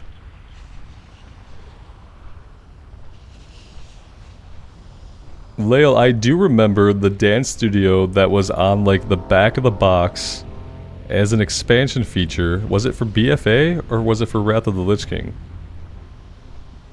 I feel like there may have been a couple of back of the box features that have been cut that got onto the back of the actual physical box that were never put into the game. But yeah, I remember the DDR style dancing thing from back when DDR was like super cool. James Anderson says, I thought BFA was the next bad expansion after WoD. You know, like people gave BFA a lot of crap, and BFA definitely had its problems. And it really had its problems in its narrative, and like how its narrative culmination and like course of events made very little sense. And it probably had its gameplay problems too. But yeah, I think that was like a downward step, right? We had Legion, and then we had BFA, and we're like, this doesn't seem like a ship that's staying afloat. And then we had Shadowlands, and it was like an artillery gun just punched a bunch of holes in our ship, and now we're taking on water, and this thing's going down. And then we found out that everybody that works at Blizzard in a leadership position, for the most part, like 50% of them have been like horrible humans to the humans that they work with. And it was like this 1-2 combo that just like a lot of people didn't recover from it. They didn't want to go back to WoW. And that reflects in the number of guilds that are clearing the current raid content. Rexcar, not only have I seen the documentary about the FF14 failed launch, man, I played FF14, the failed game, the day it came out. I played it in its beta. I did like the graphical test for it and everything. I remember exactly how bad and horrendous FF14 was on its original launch day. I remember the apology that they put out about how awful the game was. And yeah, then they turned it into an amazing freaking game. But it was so bad on day one. Everything about it. The technology that the engine ran on, the questing, the combat, everything was bad. And it was like, you made Final Fantasy XI, and that was dated and didn't have like really any narrative or quest design, but it wasn't awful, but then you made this? But the documentary does a really good job of like walking through it all, and like anybody interested in like MMOs and the development of MMOs should really watch the documentary about like Final Fantasy and like how the first version completely was awful and collapsed. And then everything they did to make the game that exists today. It's such an incredible story.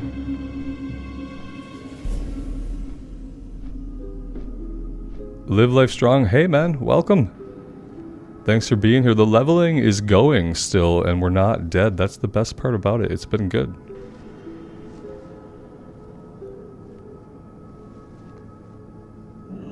Rexcar, I was such a huge Final Fantasy nerd that like I had to play it.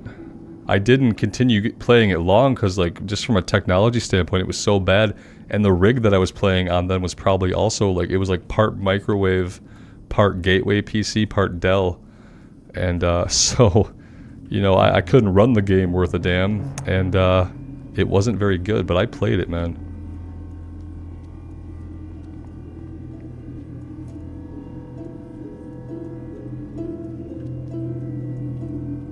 Hey there. See you around.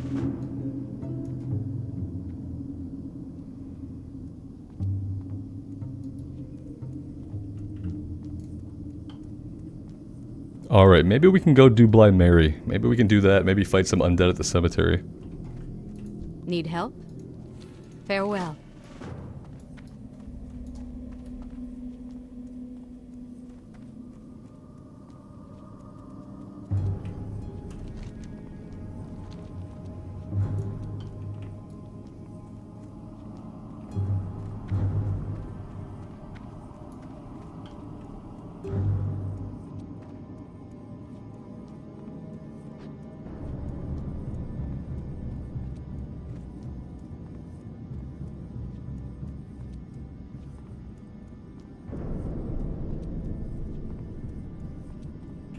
That's a good call out, Tactical Warrior. I need to put Exorcism on the bar. Absolutely. I think it can take the place of the fishing ability that I haven't used.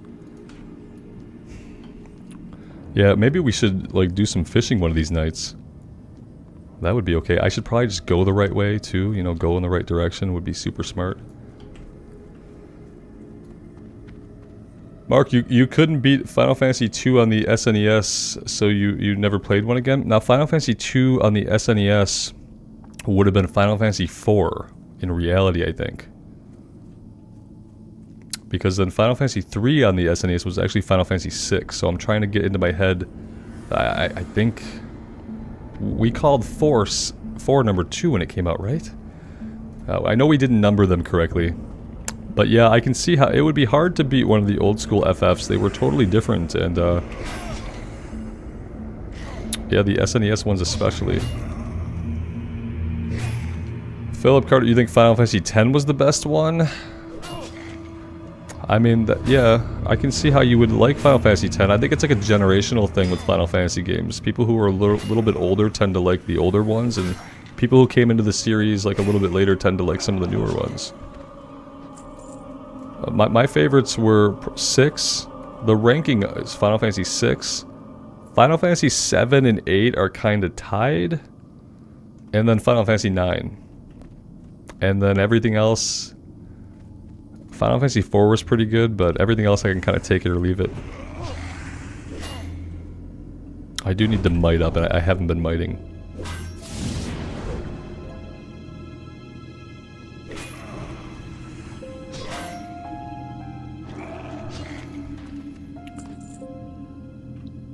James Betancourt wants to know, how many characters have I played on WoW? Exactly 7,136.3. Just about.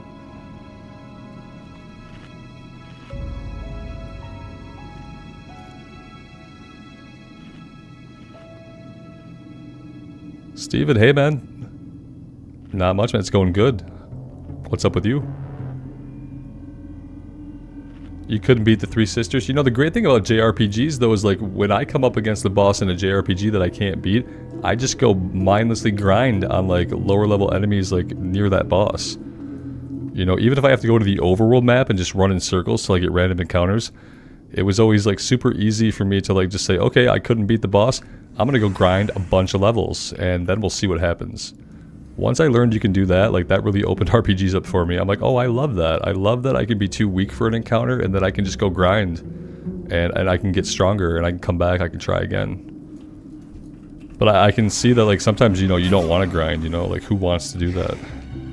But it was literally something that you kind of had to do in JRPGs back then, especially those early Final Fantasy games. Like you couldn't just progress through the story and like expect to be able to beat bosses.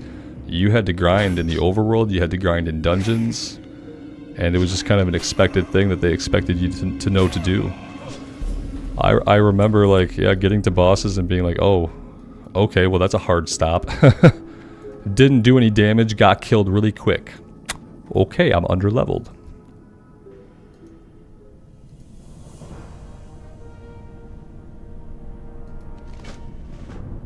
Yeah, we don't have to fight her, right? She's not aggressive or anything.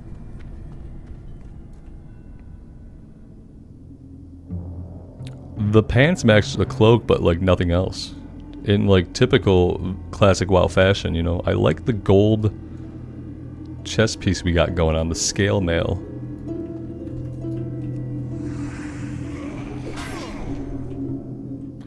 I'm not really interested in farming these guys for their fingers right now. Because I'm going to be doing that down at the cemetery when I do another quest later on. We're kind of going to marry those two quests together. So yeah, I don't need to be fighting. I need to go a little bit further to the south. Mark, you were 6 or 7, so you rage quit. Aw, of course, man. Yeah, totally. Like, I don't like tell my 8-year-old like, oh, it's too hard. You go grind. Shut up, stop your whining, and go grind. So yeah, of course, I would never expect someone that age to be very successful at those old school JRPGs, man. They were absolutely brutal sometimes. That's cute though.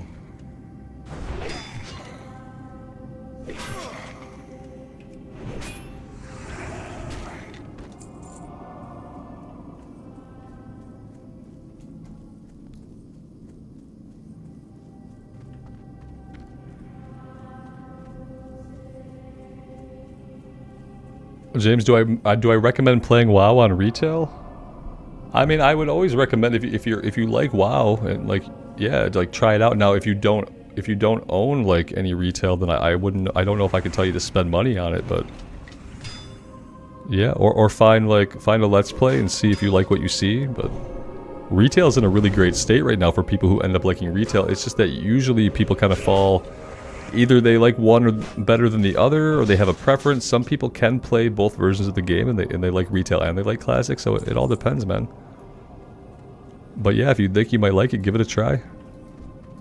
Because like the endgame stuff, especially in retail, the endgame's in a great place right now. So if you like doing like instanced multiplayer content like dungeons or PvP or raids, Mythic Plus, then yeah, you might really dig retail.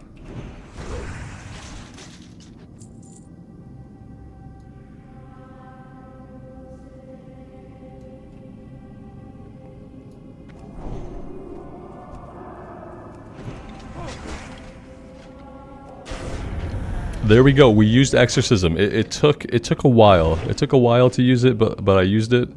Nobody had to remind me to, and I actually pressed the button all on my own.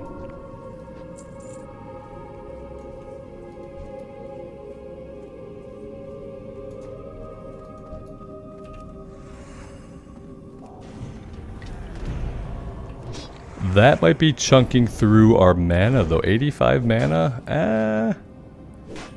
Yeah, 85 mana is kind of a lot of mana, isn't it? Jay, have a good night, man. Thank you for being here. Take care. We'll see you next time.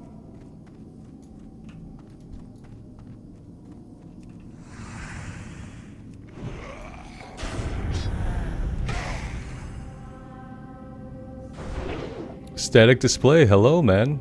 Thanks for being here. Hope you're doing well.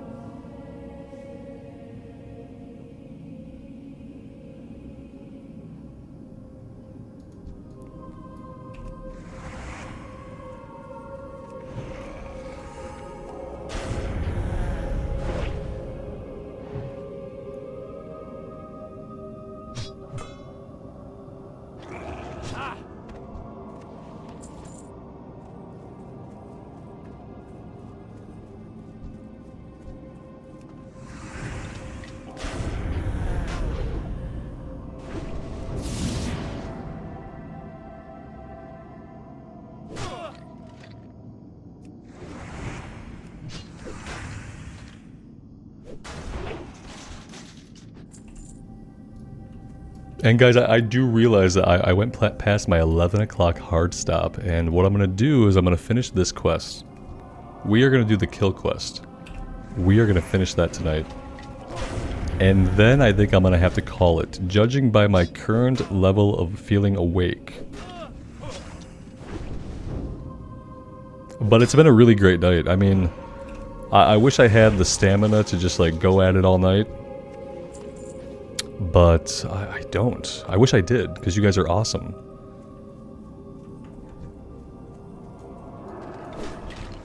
I really enjoy just hanging out and chatting. And it hasn't gotten us killed yet, which is even better.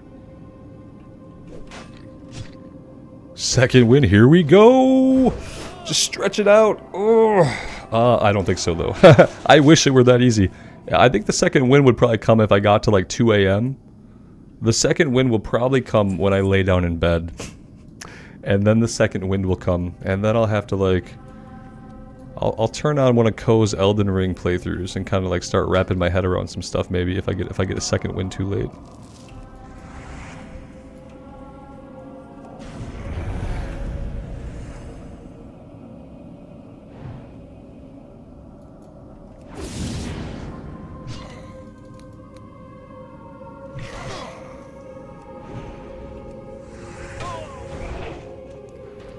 James, you want to know how many hours a day do I play WoW? It depends on what day, man. Like today I did was it a 4 or 5 hour stream earlier? And then we came back on at like 8 o'clock tonight. Today's a little different. My wife and son are out doing some camping. And they took my puppy too, so I had a little bit more time today in the evening to play than I would normally play in the evening. On average, I probably play like 3 or 4 hours a day at least. sometimes more, sometimes less. Recently it's been a little bit more because I've really been enjoying streaming and hanging out with you guys, so it has compelled me to want to play more, so it's been really good.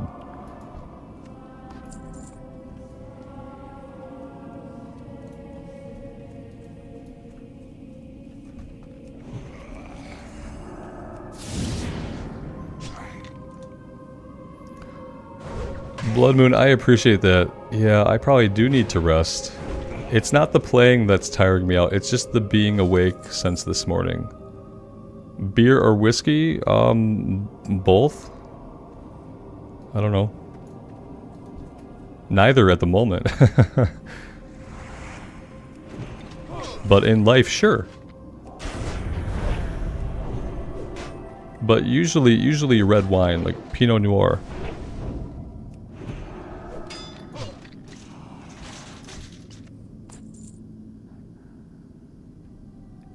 Thanks for being here, Blood Moon. I appreciate that. Thank you. It's sweet of you to say.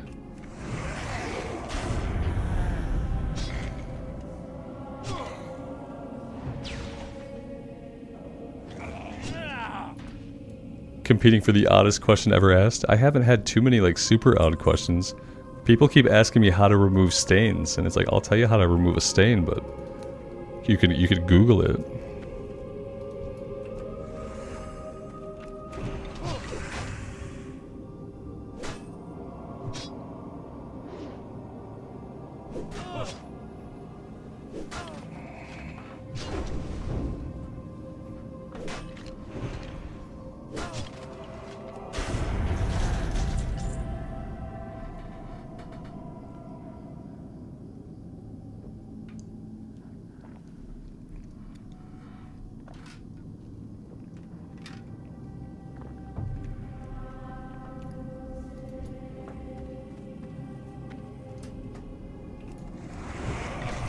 Sorry for the drinking and slurping noises. I usually mute myself when I go to take a big drink of water or something, but it's late and I just didn't do it.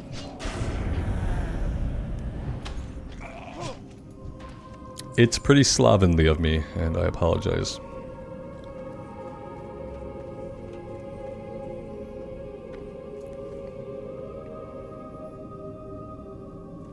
Jason, I'm not sure what it's the key to, but it has been a lot of fun streaming hardcore.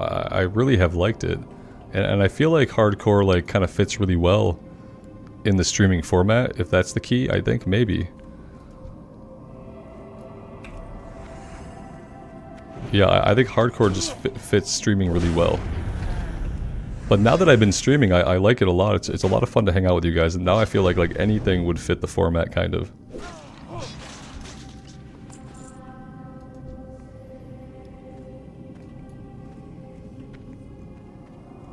I have a long way to go before I approach what you would call slovenly. Yeah, I appreciate that. Hang around.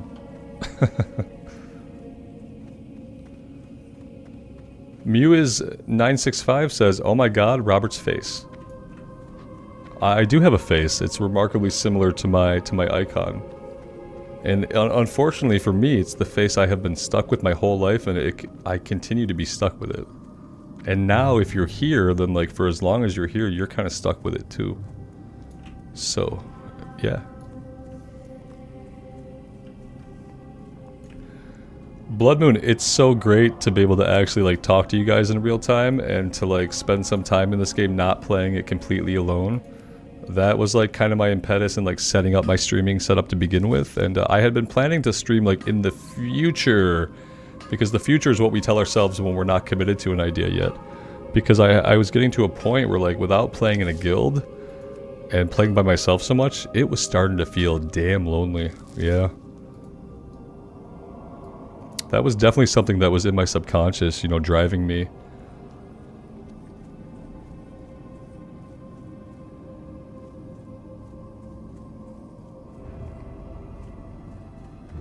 The future is now, and the future is WoW. So yeah, definitely.